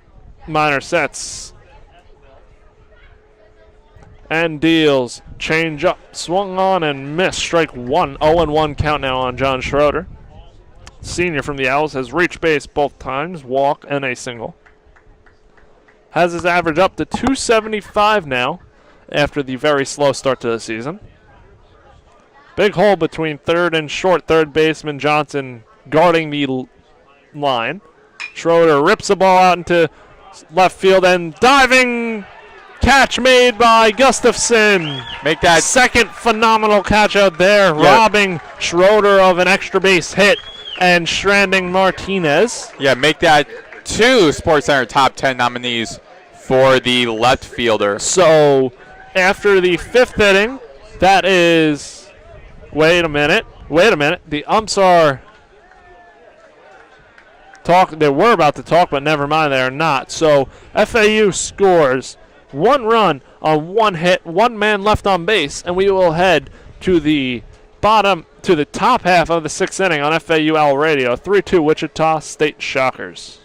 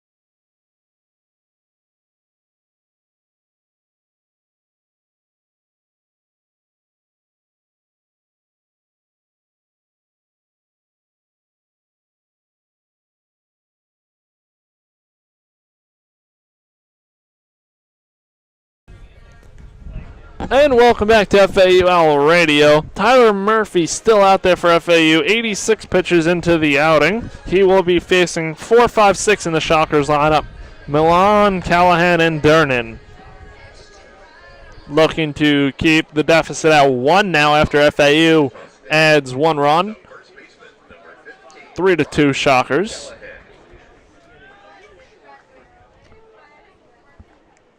Check that, not Millen. Callahan, Dern, and Gustafson. It seems like the second time in this game where after Gustafson makes a great SportsCenter moment defensively, he returns the at bat. First pitch in there is a strike to Callahan, the lefty. Righty-lefty matchup. 0-1 count. Murphy winds and deals. Fastball hit foul over the stands for strike 2. 0-2 count.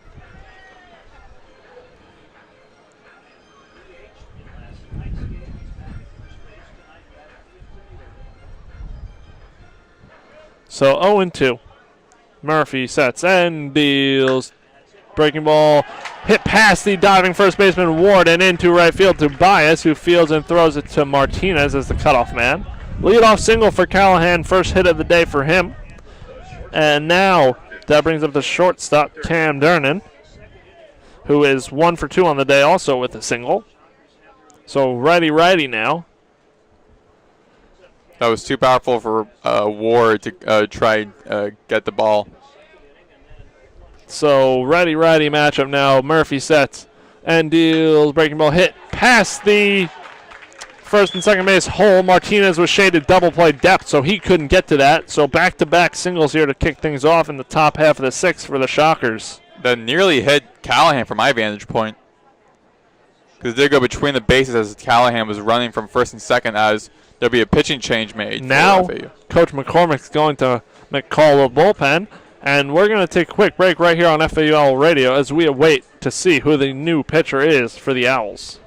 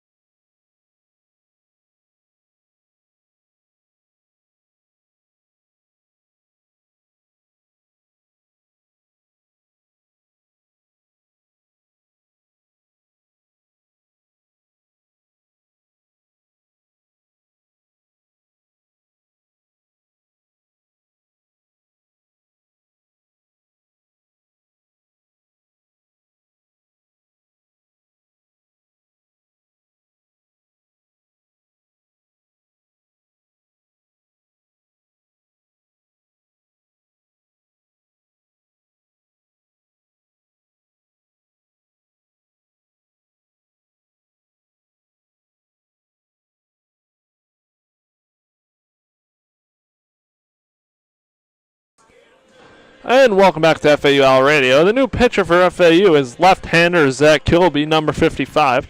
Comes in 36 and a third inning pitched, 4.95 ERA, 1.40 WHIP, 36 hits allowed, 20 earned runs, and 15 walks to 27 strikeouts. Kilby comes into a situation, runners on first and second, two singles, Callahan and Dernan. Now brings up the left-hander Gustafson, who's made 2 wonderful catches out in left field for the Shockers. Yeah, it seems like every time Gustafson makes a SportsCenter top 10 moment defensively, he then the next time in the bottom of the inning, he is due up in the batting order. So he is over 2 for today, but we'll see if Gustafson tries to bring him some optimism as he is waiting on deck to step up at bat. So this is the lane for Kilby, no doubt, against 3 straight lefties.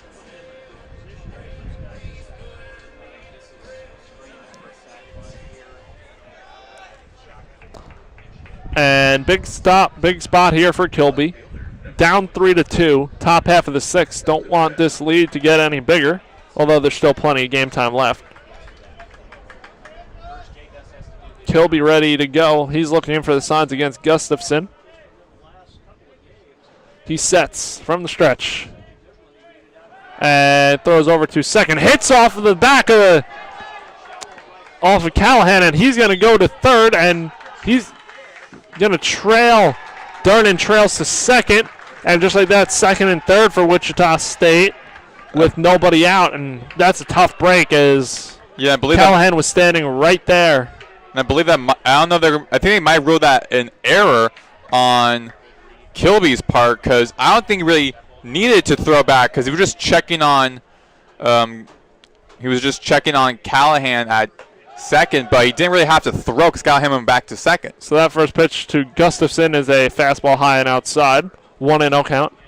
FAU playing the infield back. Romano's on the edge of the grass, but middle and first base are back.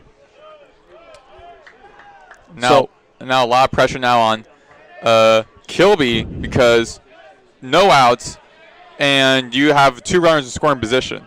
So Kilby sets, and the 1-0 pitch is on the way. Fastball misses outside, ball 2. 2-0 count. LaPointe steps out in front of home plate saying, let's go, calm down. 2-0. Kilby looking in for these signs again. Big spot here. Wichita State leads 3-2. Runners on second and third. Nobody out, 6th inning. Kilby deals. Breaking ball hit foul towards the Wichita State dugout. 2-1 count. Definitely his first inning grab. That was the runner first 2 outs. And then Gustafson has a chance to have an even better day, looking to do something from the plate. Kilby sets and deals. Fastball misses low for ball 3. 3-1 count.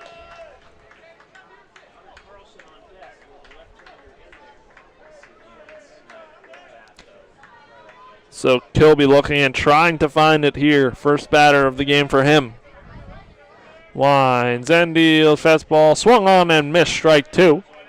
Gustafson chased low. Full count.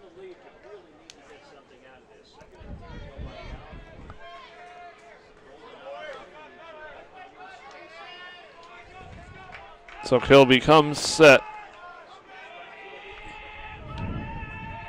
Winds and deals. Fastball popped out into left field. Schroeder's hustling in, charging, and makes the catch. That's going to be too shallow for Callahan to tag. And 1 out here now for FAU. Runners stay put at second and third. And great effort by John Schroeder, making his way from his position all the way down right in front of the diamond near the third base to make that catch to record that out. So we do have a pinch hitter for Wichita State.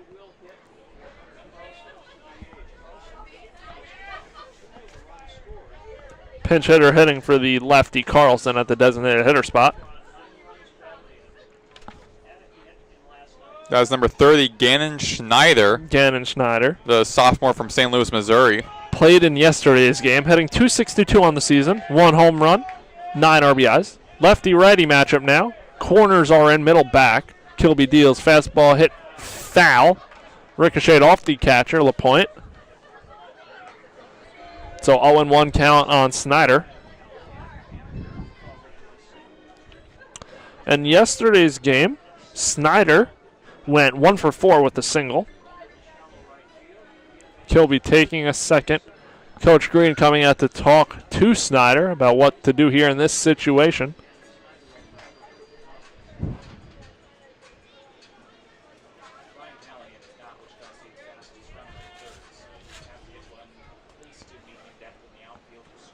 Outfield playing regular depth. Middle infield still playing back. Romano and Ward are on the edge of the grass. Second and third still. 1 out. 0-1 count. Kilby kicks and deals. Fastball swung on and missed. Strike 2. 0-2 count now on Snyder, the pinch hitter. Ward moves over to the left just a little bit, the first baseman. Romano playing even with third now. Middle still back. Kilby sets and deals. Fastball foul tipped into the catcher's glove for strike 3. Snyder down swinging. And now 2 away for FAU. Infield can back up. And now that brings up the 9-hole hitter Haworth, who is 0 for 2 on the day.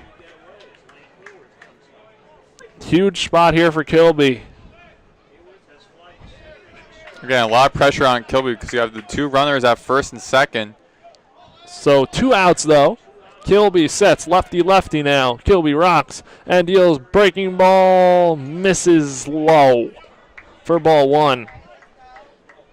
And check that, runners at second and third. So you got 2 runners, though, in scoring position. So obviously a lot of pressure on Kilby. Huge spot here for Kilby. These 2 runners are not earned on Kilby, though. As Kilby winds and deals. Breaking ball misses high. These runners are left for Tyler Murphy, the starting pitcher for FAU today. Kilby looking to pick up his fellow pitcher, though, and get out of this and allow no more runs. No runs here in this inning, potentially. 2-0. Kilby sets and deals. Fastball misses. A little bit outside. 3-0 count now. If you walk him here, still not the worst thing, although it does turn it over to the top of the lineup. Would have a force at any out, at any base, and still need only 1 more out. Kilby spikes a fastball. Good block by LaPointe, so that will load the bases. And now that'll turn it over to the top of the lineup. And Camden Johnson, FAU pitching coach, going out there to calm down Kilby. Big spot. FAU could still get out of this inning and escape any damage. But Kilby needs 1 more out to do so. Most likely it's Bachman's telling Kilby that, listen, now you got bases loaded, 2 outs. You just got to get Johnson out. Don't let him try get anywhere on base, try to hit anywhere into the infield or outfield, because that will result in at least a run. Try and strike out Johnson. Johnson had a hard hit double to the left center field gap earlier in this game, in his last plate appearance, which came in the 5th inning. Kilby 13 pitches into his outing. But also, though, he is leading the team at 351, so this is also what Bachman would also be telling him as well, is prepare for him. This is definitely one of the select few guys the Shockers want up in this spot. Kilby sets and deals. Breaking ball misses. Low and outside. 1-0 count on Johnson. Now you don't want to get behind here, because then it threatens a walk and a run. So Kilby's got to attack. Johnson sets and deals. Fastball misses inside now with 2-0 count. Johnson very selective on his pitches here. And Wichita State could look to return the favor that FAU did last night, where they scored that grand slam early in the game. Wichita State in a situation where they could hit a grand slam. Kilby deals. Fastball catches the outside corner. Strike 1. 2-1 count. Kilby trying to work back here and get the Owls out of this huge jam and keep the deficit at 1. Kilby looking into LaPointe for the signs.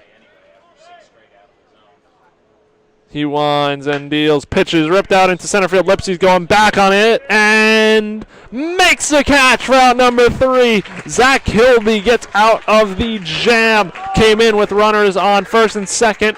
Didn't even throw a pitch, and ball ricocheted off of Callahan, and runners move up to second and third with nobody out, and Kilby gets out of it. So huge spot for the Owls. Now they get to come up with some momentum. And that will be no runs on 2 hits, 3 men left on base, and we will head to the bottom half of the 6th inning on FAU Owl Radio.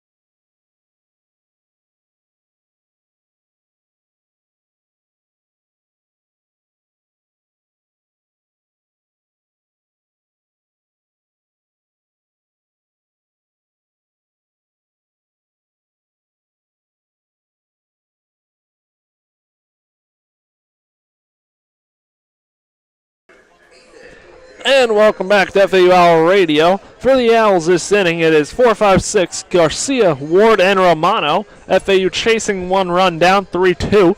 Zach Kilby gets out of the huge jam and can't stress out enough Maddox. Phenomenal job by Kilby in relief. Yeah, he was put in a difficult situation where he came in, there was already 2 runners in scoring position, then adding on the 3rd, so having the bases loaded and going against the best batter on the Wichita State batting order, and Camden Johnson with a .351 batting average, and getting him out with a Lipsy out at center field. And Minor still in there. Called time to tie his shoe, but Garcia stands back in. So lefty-lefty matchup. Garcia 0 for 2 on the day. Minor deals. Fastball hit on the ground. Slow chopper and through between short and second for a leadoff single for Garcia. And just like that, FAU leadoff man on. Now you bring up Pat Ward, who is 1 for 2 on the day. Minor now has thrown 12 pitches. Lefty-righty matchup. Wichita State people throwing in the bullpen can't see numbers. But Minor will stand back on for his matchup with Pat Ward. Minor looks over at first to Garcia. Kicks and deals. Fastball catches the outside corner for strike 1. 0-1 count now. FAU has to keep attacking Wichita State's bullpen here. Definitely a vulnerable part of their team. Minor rocks and deals. Fastball strike 2. Looked at by Ward. 2 straight fastballs for Ward. Both same spot outside corner. Now Ward has some work to do down 0-2. Pretty good Friday night crowd here between the Shockers and FAU. Lots of people on the berm. Decent amount of people in the stands. Particularly with the close games, the fans having a good show. Deals, pitches, ground up the middle of the Durnan, who fields, flips over to second, and over to first for the double play. A 6-4-3 double play. And just like that, FAU, 2 outs in the bottom half of the 6th. Huge and this is why momentum-killing double play. And this is why I brought up in the beginning of the broadcast where, sure, Aaron Arnold didn't have a strong couple of innings, However, even though granted, like only giving him 1 run to FAU, but the defense for Wichita State has really stood out, giving him only 2 runs, 6 hits, and that double play as well. The defense is playing strong for Wichita State. Switch hitter Romano turns around to the right side down on the lefty minor as he throws a slider that catches outside corner for strike 1. Now 2 outs. Romano stands in. 0 for 2. Fly out to center and a ground out to second. Minor sets. Winds and deals. Fastball laid off by Romano. High for ball 1. 1-1 count now. FAU still looking for that big swing in this game.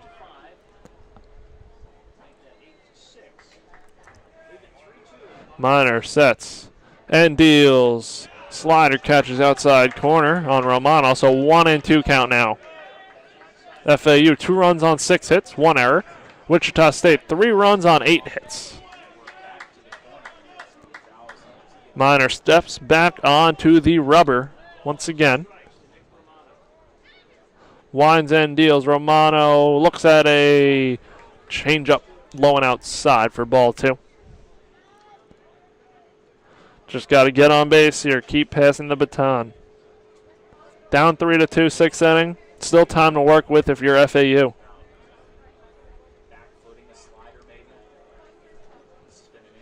So 2-2 count.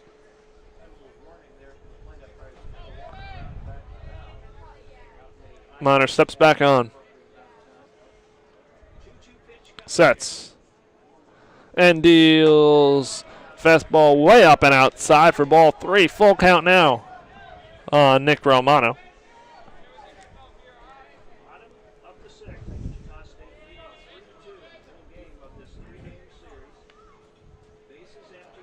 Minor will come set. The payoff pitch on the way to Nick Romano. Fastball hammered out into left field, right at the left fielder, Gustafson. And Minor retires the side in order. Leadoff single by Garcia, and then 6-4-3 double play, and now Romano retired. So no runs on 1 hit, no men left on base, and we will head to the top half of the 7th inning on FAU Owl Radio.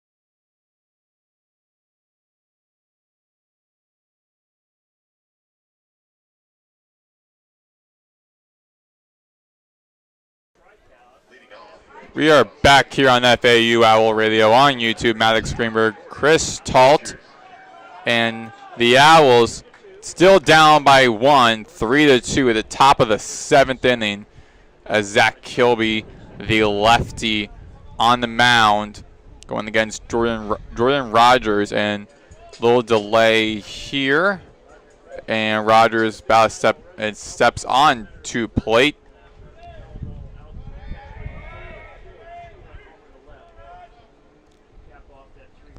First pitch is a strike 1. That is the 18th pitch for Kilby. Good pitch from Kilby. Want to get ahead and stay ahead of the hitters here. Also a really good job of getting out of the inning previously. And a strike 2 for Kilby. So 0-2 count. Rogers with a 286 batting average. Today, 2 hits, 1 run, 2 RBIs, 1 double, 1 home run. And upstairs for a ball 1, the 1-2 count. Kilby, one of those relief pitchers for FAU that can give you length out of the bullpen, go more than a couple innings if need be. Rogers, a redshirt senior from Robinson, Texas.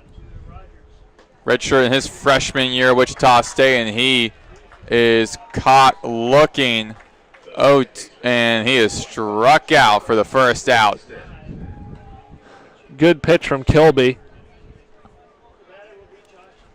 And now we got Josh Livingston, a lefty, so all the infield moves to the right as the third baseman Romano jogs his way all the way to past the second base. Interesting how they do that, don't you think? They're switching Romano and LaRue, so they're now on opposite sides of each other, what they usually are. And the way outside pitch by Kilby would be a ball 1, this 22nd.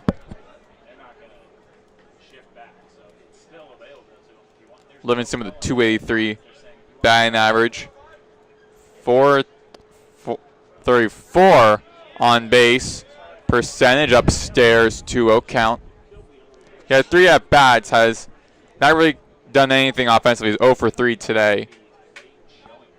Having 39 hits, 32 runs, 28 RBIs, 24 walks, and 41 strikeouts this season. And a big swing and a miss for a 2-1 count. Kilby really working around the zone now. It's very interesting with Livingston because his 41 strikeouts, also with 9 home runs. So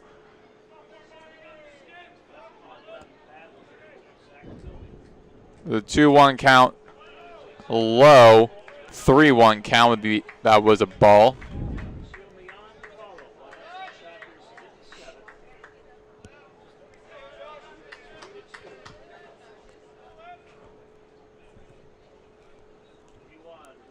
And Rogers hits that over to the left field. Check that center field. It goes over Lipsy's head. And a solo home run, the 10th of the season for Livingston. And that is now 4-2, Wichita State. Hit that one to the deepest part of the yard here, 400 feet out to center. And, I mean, wow, definitely a good piece for Livingston. Has the power, as you said, 10th home run on the season. And hit it straight off the batter's eye. With 1 out, bases empty, infield resets for Mauricio Milan, the righty senior, and that was a ball 1. Milan, the catcher, 1 for 3 today. And strike 1, 1-1 count. If you're Kilby now you just got to get back to work here, and just forget about that. You're only down 4-2. Tip foul behind home plate, 1-2 count. Kilby has been known to give up the home run ball, though. That is his 6th home run given up this season.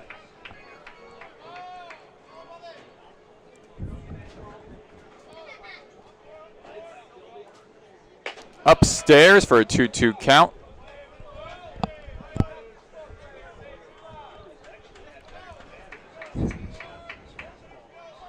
Millen with a 304 batting average.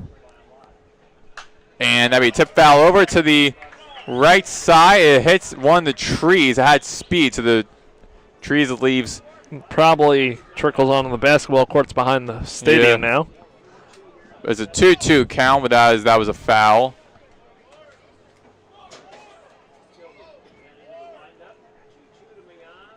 And down the middle for, check that, that'll be a little bit outside for a ball 3, a full count.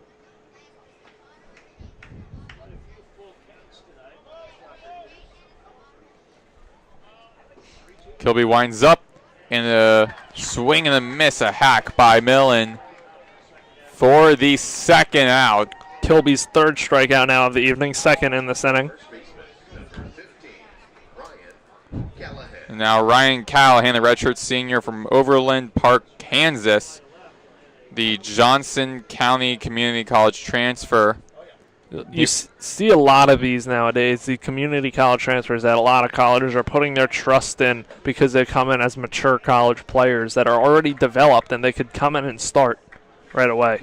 Ball one from Kilby to Callahan, the first baseman for Wichita State, with a .260 batting. And squares up, and that'd be a foul rolling off to the left side, 1-1 count.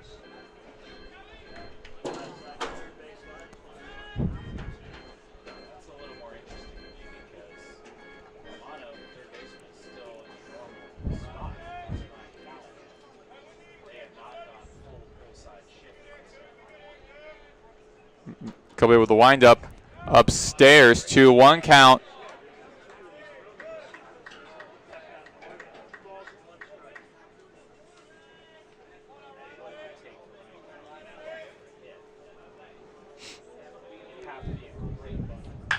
And grounds it over to Martinez, who then throws over to Ward. And that is the third and final out here at the top of the seventh. When we return, due up for FAU, number 7, Dylan LaPointe, number 8, Danny Baez, and number 9, Brando LaRobe. You're listening to FAU Owl Radio on YouTube.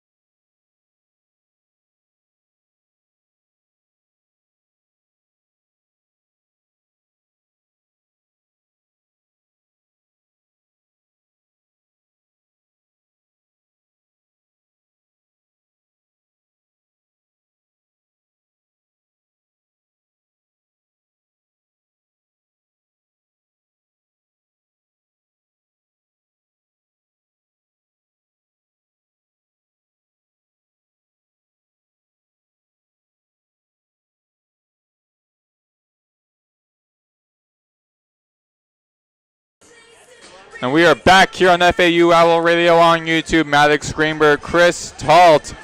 And it's 4-2 with Wichita State over FAU as we're here in the bottom of the seventh inning with Jace Miner still behind, so at the mound as Dylan LaPointe, the catcher for FAU, stepping up to bat for his third time. He's 0 for 2 today. The sophomore right-handed pitcher batting at .257.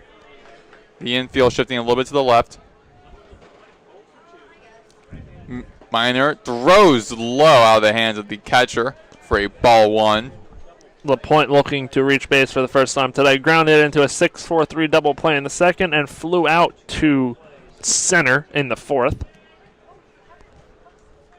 FAU has 9 outs to work with, down 2 runs.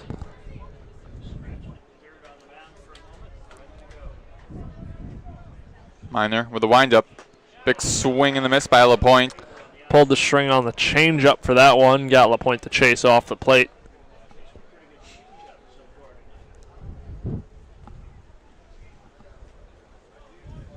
It's a 1-1 count. Miner throws a low pitch again for a 2-1 count.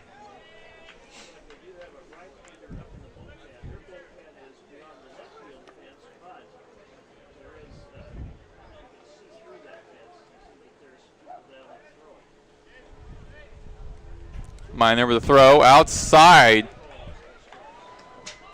Ball 3. Ball Crucial that LaPointe gets on here, bring the tying run to the plate. Never know what could happen. Don't want to hunt home runs here, but just want to get people on base and break through here. And the next two batters up for FAU, Baez with a 368 batting average and LaRoe with a 348. So good company. Minor throws and walks LaPointe. So now you got that runner on base. Could be that game-tying run for FAU. Baez now stepping up to bat 0 for 1. The lefty junior.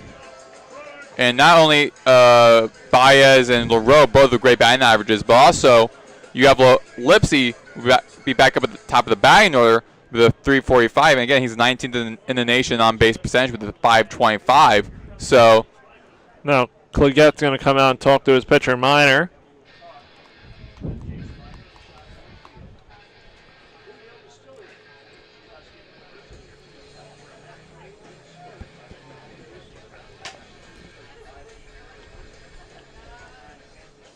And they're making a pitching change for Wichita State. And the pitcher from Wichita State's bullpen over to the left side of the outfield.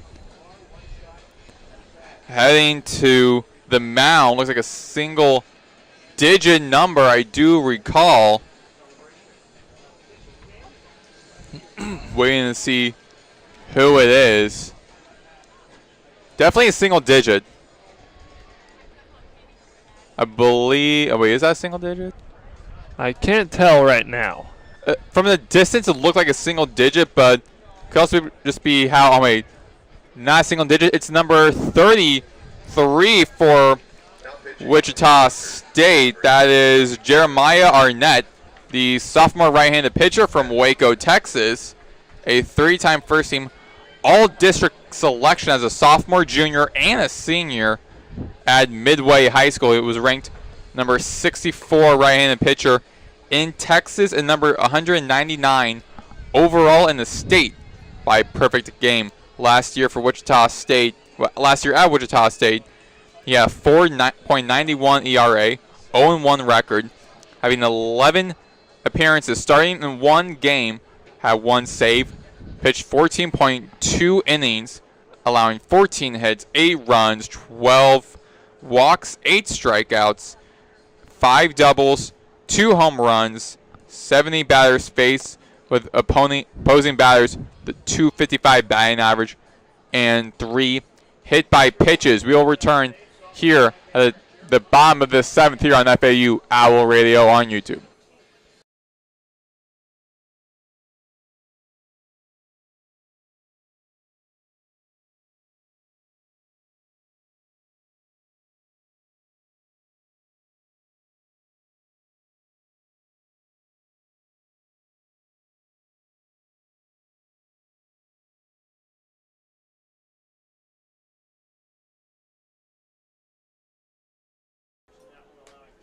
Back here on FAU Owl Radio on YouTube, Maddox, Greenberg, Chris Talt for the 2. Wichita State leading over the FAU, and new pitcher in is Jeremiah Arnett, as we discussed prior to the short break. Runner on first for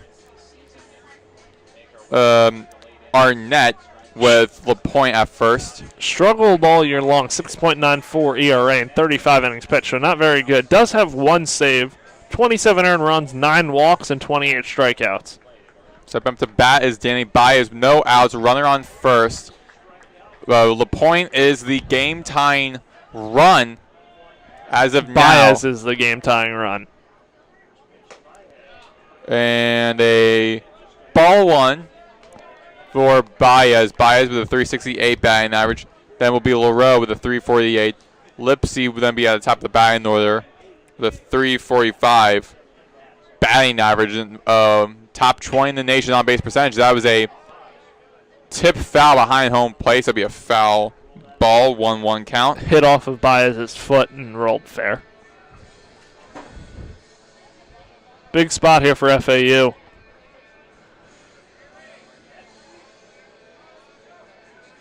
In the 3rd inning, Baez was struck out. In the 5th inning, he was walked. As a team, they've grounded into 2 double plays tonight, looking to break that streak and not do that here.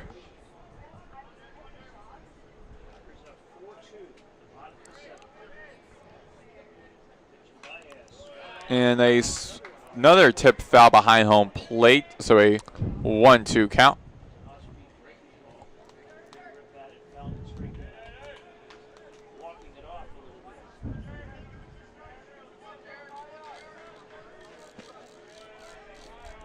Jeremiah stands at 6'4", 215, so big right-hander out of the pen. Arnett checks first. Throws upstairs for a 2-2 count. Looks like he has good life on his fastball. Probably sitting 88 to 90 miles, 88 to 91 miles an hour.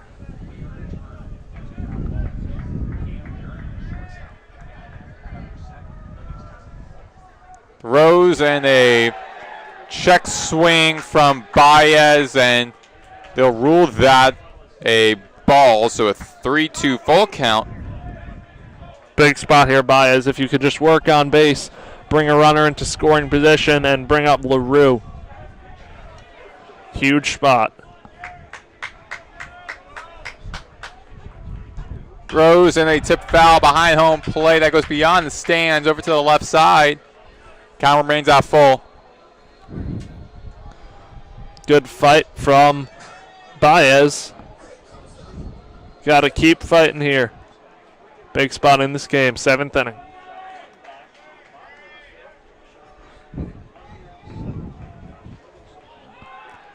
Checks first against LaPointe. Owls batters today are 6 for 21. That's a combined 286 batting average. Only 1 extra base hit. And throws, sits the line down the line. The right line looked like it was going to be fair, but enters foul territory. Right in front of the right fielder Hallworth. So count remains out full as Baez returns to the plate. With runners on base, Owls hitters are 2 for 9.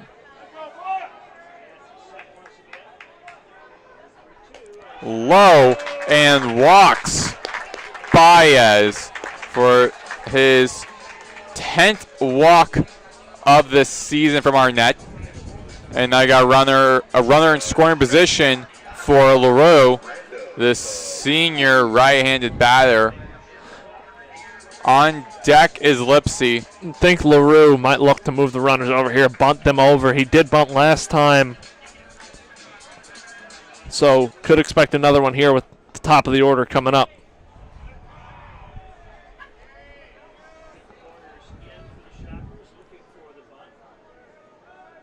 Arnett checks second, and a bunt, as he did say, to LaRue, from LaRue, and he is able to safe as the catch pitcher Arnett couldn't get a hold of the bunt, and runners is a base loaded. And I mean, that's an infield base hit for LaRue. Laid down the bunt, and now Lipsy comes up. Big spot. Already hit a home run in this game. 2 for 3. Home run, single, strikeout. Definitely something these Shockers don't want to have to deal with in this series. They possibly could have allowed 2 grand slams if possible. But Lipsy, 345 batting average, 527 on base percentages, top 20 in the nation. And that was a ball from Arnett today. Lipsy, 2 hits, 1 run, 1 RBI, 1 strikeout, 1 home run. That was in the 3rd inning. All those on 3 at-bats. He's 2 for 3 today. Low at his ankles, 2-0 count. And now comes the pitching head coach. That's the pitching coach, Anthony Kluget. And he steps up to the mound to speak to his infield and particularly his pitcher. No outs. Bases loaded in the bottom of the 7th inning with Marshall Lipsy at bat. 2 for 3 today. There's a 2-0 count as of now. And Lipsy has an opportunity to not only possibly tie but potentially lead the game for the Owls and get a comeback. They're down 2 runs as they gave up 3 2 innings ago to Wichita State. Arnett got some advice from his pitching coach. The infield shifted to the right. McCormick giving some signals to his runners. It's a hit and into the glove of Callahan, and they ruled him safe. However, Lipsy will be out. Lipsy couldn't believe it, and that's the first out in the bottom of the 7th inning. Some brutal, tough luck from FAU. Lipsy hit it on the nose, and nothing to show for it right at first baseman. Now John Martinez, the right-handed freshman, 1 for 3 today with a .331 batting average. Again, if you're FAU, this is what you want here, bases loaded. And that's a hit high, and it heads into the stands. Over our heads. Yep, and behind the stadium, so it'll be a strike 1, foul 1, strike 1. You think if one's hit back here, Maddox, you're catching it, or are you running out of the way? I mean, I think the netting will protect us. I mean, hopefully it won't hit. I don't know if it will hit the people in front of us, but it'll be a ball 1 that was way outside for Martinez. So you got LaRue at first, Baez at second, LaPointe at third.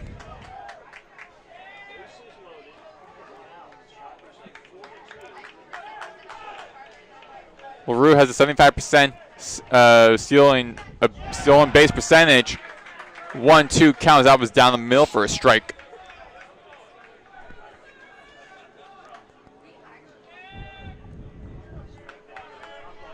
No change on the infield. The infield reset. So you got open territory behind Baez.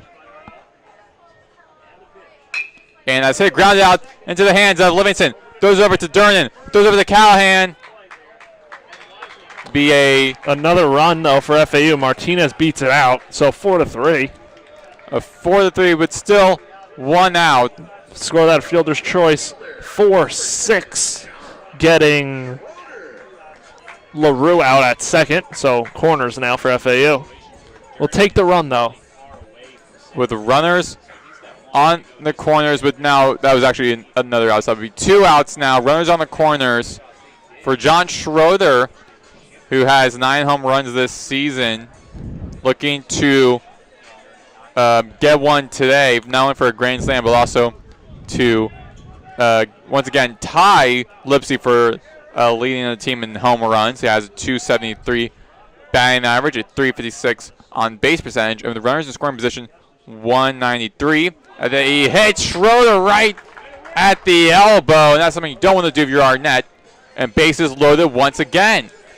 And now Aiden Garcia, 286 batting. The catcher heading up to bat. 4-3, 2 outs. All he needs to do is just hit the ball into the outfield, and the Owls could potentially get the lead or at least tie the game. Martinez has had 2 instances who's at second now, where in this game he's beaten out a infield fielder's choice for a run, and beating them out at first has brought in 2 runs for FAU. Arnett pitches low for a ball 1. Shortstop Durnan shaded behind the second base bag. Second baseman Livingston on the outfield grass in right field. And first baseman Callahan back way behind first base. Arnett pitches upstairs for a ball 2. Check that. 1-1 count. That was down the middle. A lefty on the righty matchup as Arnett, the right-handed pitcher, and Garcia, the left-handed batter, designated hitter. Low pitch. 2-1 count. Garcia today in the first inning, fly out. Then in the third inning, grounded out, and then the sixth inning, got a single. Good hitting count for Garcia. Upstairs for a 3-1 count. In the Wichita State bullpen, there is a pitcher warming up in there. But also, again, like majority of the Wichita State bullpen, a large number of them played in the Kansas game, and also a couple days ago. A lot of them. As Garcia got walked, runners advance, and it's a tied game, 4 apiece here in the bottom of the 7th inning. And a lot of things with this Wichita State bullpen all year. Their bullpen has struggled big time. They have a very good closer in Nick Potter, but they can't seem to use him all the time. He has 2 saves because this bullpen struggles. And struggling with the control is Jeremiah Arnett. Has 11 walks on the season. 2 tonight, so 13. Infield shifts to the left for Patrick Ward, batting at 309. And he hits over to the left field. That will be as Gustafson has over to the wall, tries to steal it, and did he catch it? No, he did not. Grand salami for Patrick Ward. The Owls lead 8-4. He just blew this game wide open. I thought Gustafson might have came down with it, but Pat Ward, wow. I was going to say, if Gustafson was able to steal that, then that would have been a third straight nomination for SportsCenter Top 10, but that doesn't happen.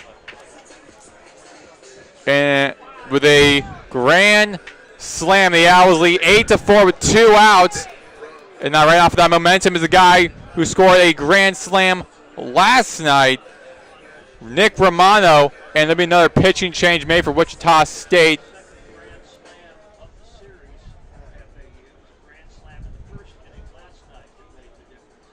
I believe they'll be making another pitching change for, which they are making a pitching change for Wichita State.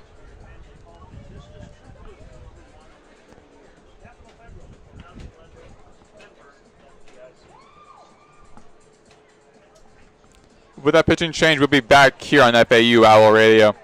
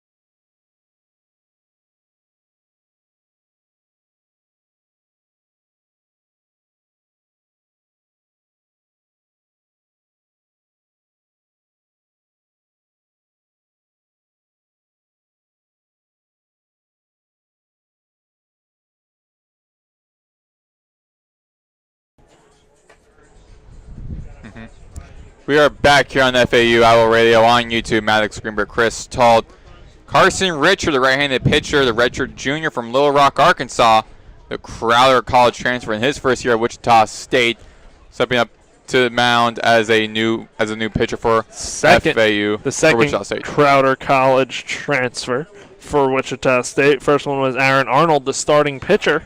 So, two familiar teammates, both pitching in this game for Wichita State. Romano at bat after a grand slam from Patrick Ward. 6 total hits for FAU in the bottom of the 7th. Way outside by Richard for a ball one. Romano, who hit a grand slam last night for FAU to open up the game with the game for FAU 5-1. Is now at bat the switch hitting junior. And that'll be a 1-1 count. Romano looking to get his first hit of the day, 0 for 3. Jump up and you hit forearms or elbows or whatever with your teammates, and when Ward landed, something happened in his leg, and he was barely able to walk as he made his way over towards the dugout. The infield shifted to the right. Low pitch, and it hits the umpire Parrish. And he is walking it off. And speaking of that, Patrick Ward, his celebration after that grand slam looked like he was walking gingerly. A little bit gingerly. Looked like he might have tweaked his leg. I mean, you were jumping in the air onto the ground. And Parrish, speaking with his officiating crews, he got dinged up a little bit. Gotta hope that this ump's okay, and hopefully Pat Ward's okay in the FAU dugout. Don't know the severity of that. But Trainer coming out right now to check on home plate umpire. And looking at the replay, hits the ground, then hits up right in the lower stomach of Parrish. So he just got a little bit winded from that. But Chris, how about the bottom of this inning, where it looked like FAU had a lot of work to do just to get back into the game, down 4-2, and now they lead in this game 8-4. I mean, great work all around by this lineup. Pat Ward, obviously, with the big grand slam, but getting to him, FAU working the count. Schroeder and Garcia both had walks, a hit by pitch and a walk, leading up to Pat Ward at bat. Richard with a 9.75 ERA, with a really tough earned runs average. Throws and a hack from Romano, and Millen throws to Callahan at first, and now they finally retire the inning, but not before giving up 6 runs in the bottom of the 7th. FAU now leads 8-4 when we return here on FAU Owl Radio in the top of the 8th.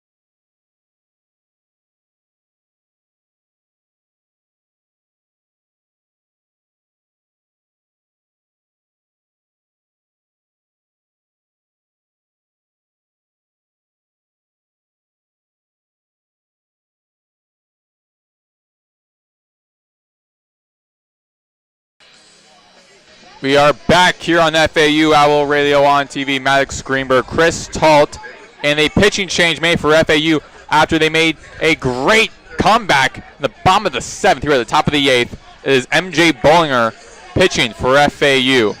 Tell us a little bit more about him, Chris. MJ Bollinger, typically the closer for this FAU team, comes in the 8th inning. 2.33 ERA, 2-2 record, 8 saves, 27 innings pitched, 7 earned runs, 8 walks, and 26 strikeouts. One of the best closers in the AAC, no doubt. And he's going to look to, don't know if he's going to go 6 outs here or if he's just going to go this inning. But another great hype from Bollinger. And also, quick notice, Pat Ward has left the game. Jake Millen in there at first. As Ward, it seemed like a self-sustained injury after that grand slam, celebrating with his team. Tweaked his leg or ankle, be a 1-1 count from Bollinger. Hopefully he is okay. But Bollinger with a great, I always love his energy. His warm-up energy is warm-up right before heading up to bat. He like squats down right in front of the second base, gets himself in the zone, and says, "Let's go!" right before heading up to the mound, and the crowd always loves a 1-2 count as Bollinger throws and hit behind the stadium. Count remains 1-2, and already a little kiss from the right side running over. But it's weird because they're doing that just to return the ball back. So, I mean, I don't know really the whole point of it is.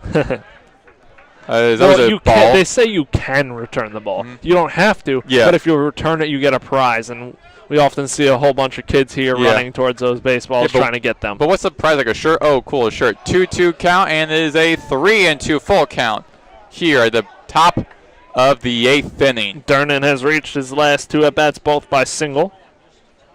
So 2 for 3 day.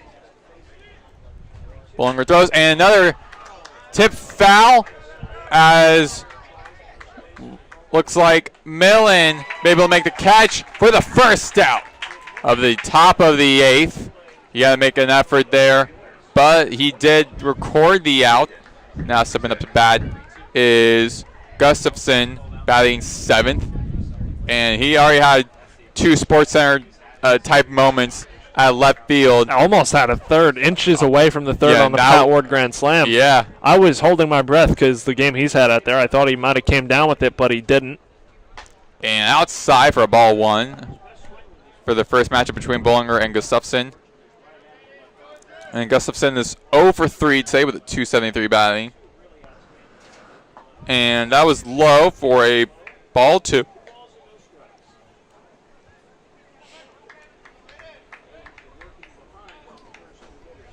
Base is empty. 1 out. Down 4. Bollinger throws, and another a fly out into shallow left field, and is caught by John Schroeder to record the second out.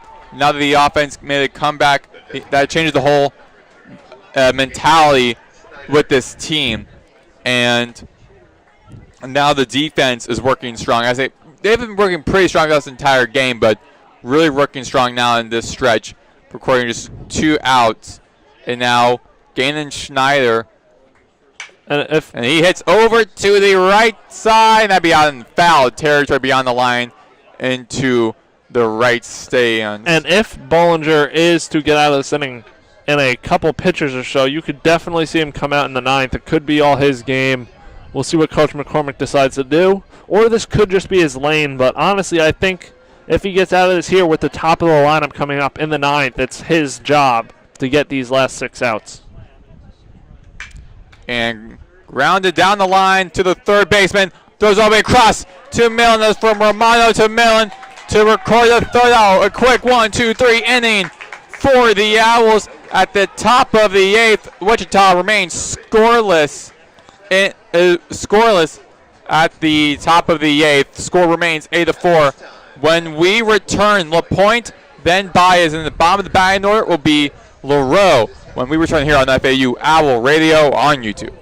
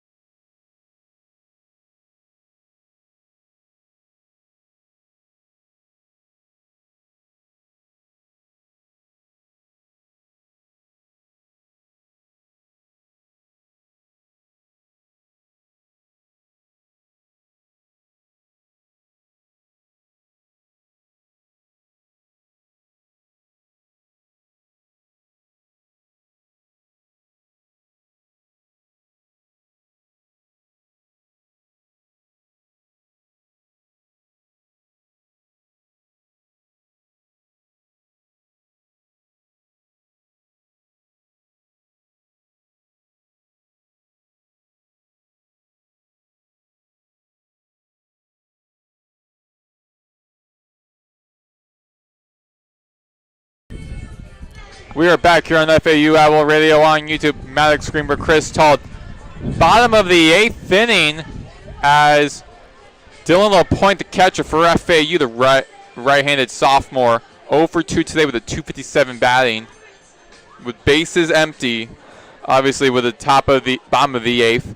Wichita State went scoreless offensively at the top of the 8th after they gave up 6 runs at the bottom of the 7th inning defensively, as a ball won by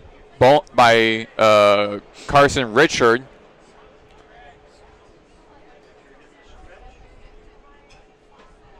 Richard, as LaPointe tries squares up, 2-0 count.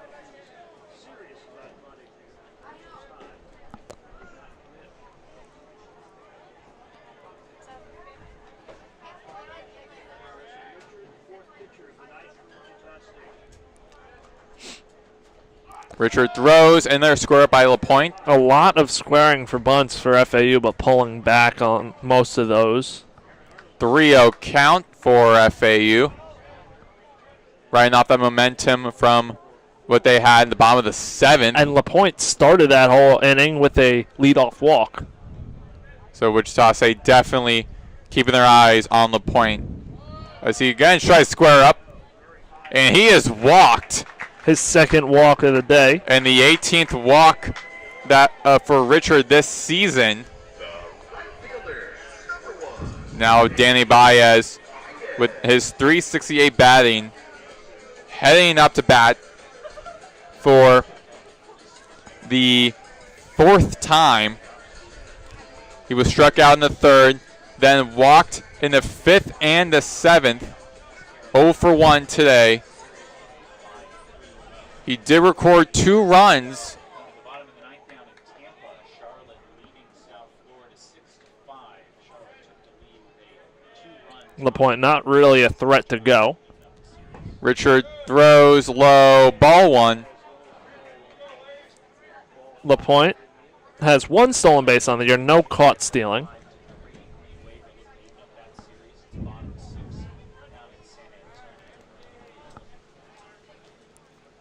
Richard throws low for another ball 2.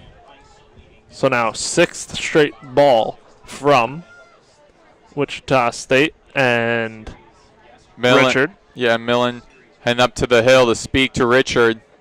Looking to calm him down here. 8-4. They have 3 outs coming offensively left in this game if they have any chance to come back, but got to keep it right here if you want that chance. And McCormick is heading up to speak to his batter Baez. What do you think he's telling Baez? Probably making sure he's taking here. Richard hasn't been around the zone whatsoever.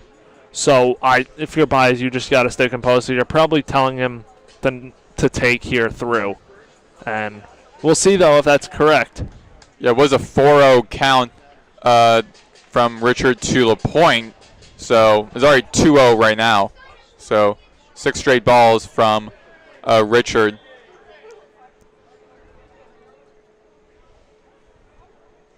Throws and squares up for strike number 1. 2-1 count.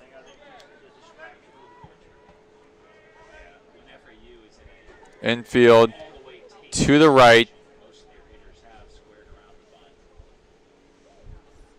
Richard throws. Another bunt. Hits high in the air and is easily caught by Millen. That's a gift for Wichita State. For the first out of the bottom of the 8th inning. And Brando LaRoe, right-handed senior shortstop, at bat with a runner on first.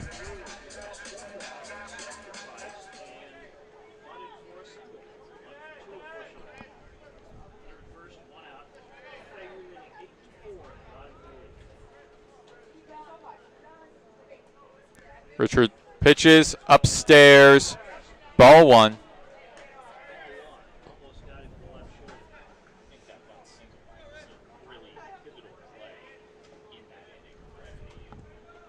Turn that bunt into an out, and the second and third one out, it just feels so much different And that was a strike one, 1-1 count. That was down the middle. LaRue today struck out in the third, grounded out in the fifth for a sacrifice hit, and then a single in the seventh. Big swing and a miss, a hack from LaRue. 1-2 count.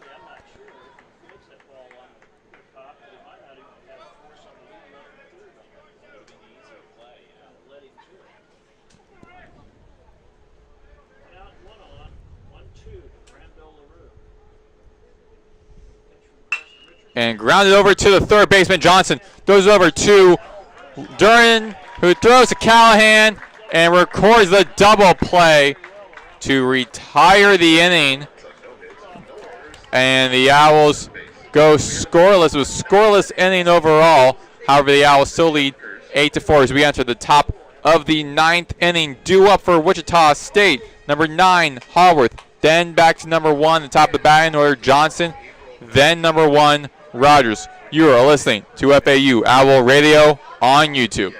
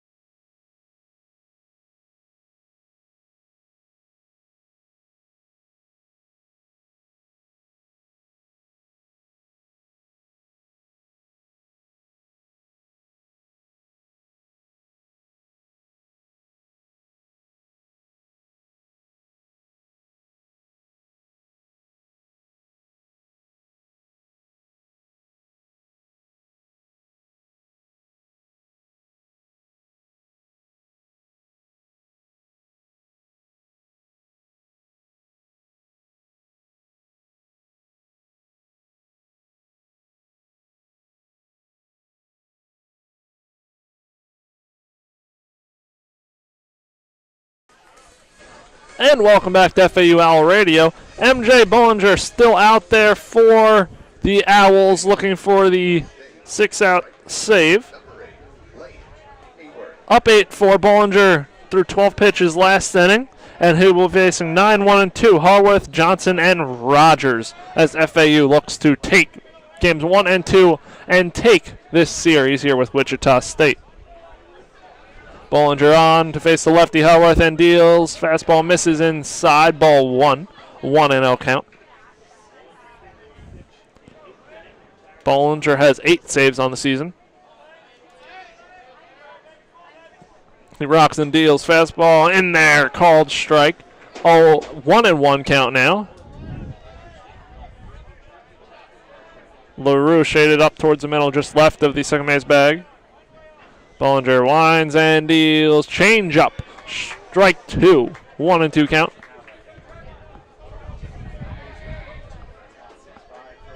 So 1-2.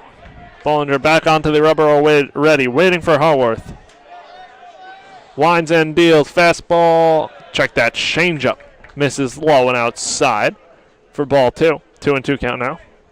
Don't want to really have any trouble here. Want to have a smooth ninth inning. Winds and deals again. Fastball hit up the middle to the shortstop LaRue, who fields, fires over to first for out number 1 of the ninth. That will turn it over to the top of the lineup, and Camden Johnson has a double on the night.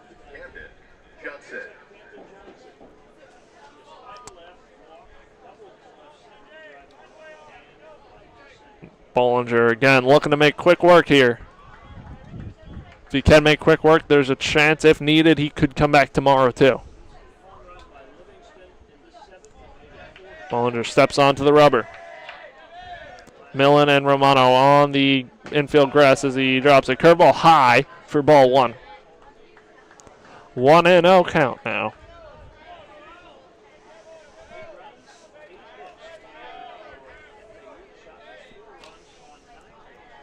Bollinger winds and deals. Fastball hit foul just over the screen and over the stands for strike 1. 1-1 count.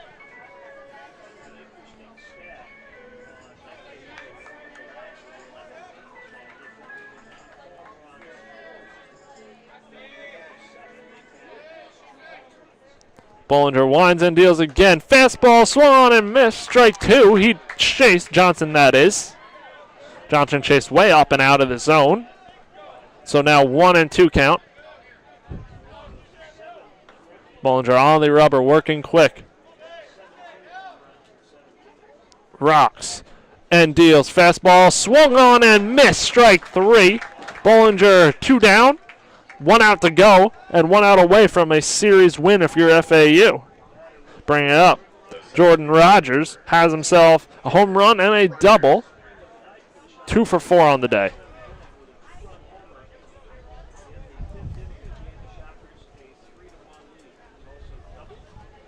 So righty-righty matchup here as Bollinger looks to end this one. Bollinger deals fastball, hit foul, hit off of the catcher. Looks like he's okay. So 0-1 count.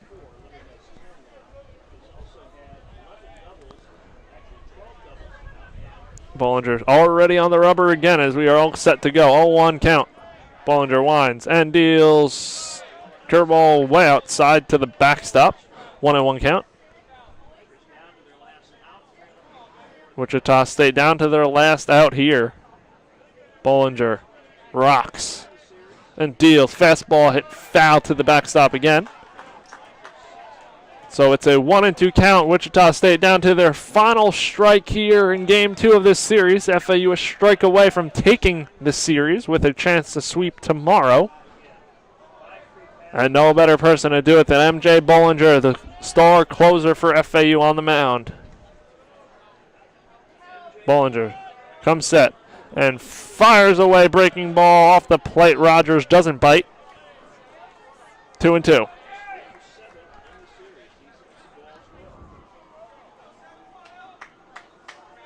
Bollinger now back on the rubber, winds and deals. Fastball hit foul just over our heads and the press box's heads. Stays a 2-2 count. Now they're playing that Rocky music. Set the tone. Build the drama. Bollinger, Rogers, 2-2 count. 2 outs. FAU 1 strike to win it here. Bollinger fires a fastball to the backstop again. Rogers continues to fight.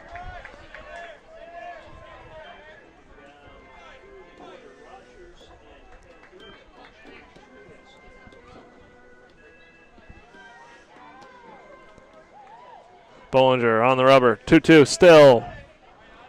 Bollinger winds and deals. Breaking ball hit. Popped up on the infield. Romano charges in and makes the catch. Ball game over. Owls win. A great comeback for the Owls. It looked like it was going to be Wichita State's game. Granted, it was a very close game throughout the entire stretch, but looked like Wichita State had it in their disposal to win until we enter the bottom of the 7th, where they gave up 6 runs, including a grand slam to really set FAU apart. And for the second time in this series, a grand slam hit this time by Patrick Ward, who injured himself after the celebration. Going to see if he'll be okay for tomorrow. But FAU does get the victory over their conference rival. And really great win for FAU. Come from behind. MJ Bollinger locks it down. Pat Ward, as you stated, with the grand slam. And FAU now a chance to sweep the series. They improve to 26-12. Wichita State falls to 12-26. And they'll meet right here tomorrow for Game 3 of the 3-game set and go for the crucial sweep, which for FAU, playing for a lot at this point in the year, got to get that sweep. So it'll be a big one, but positive game so far for FAU. And that'll do it for me and Maddox, Chris Talt and Maddox Greenberg here on FAU Radio live on YouTube. FAU wins this one 8-4, and we will see you tomorrow afternoon for Game 3 of the 3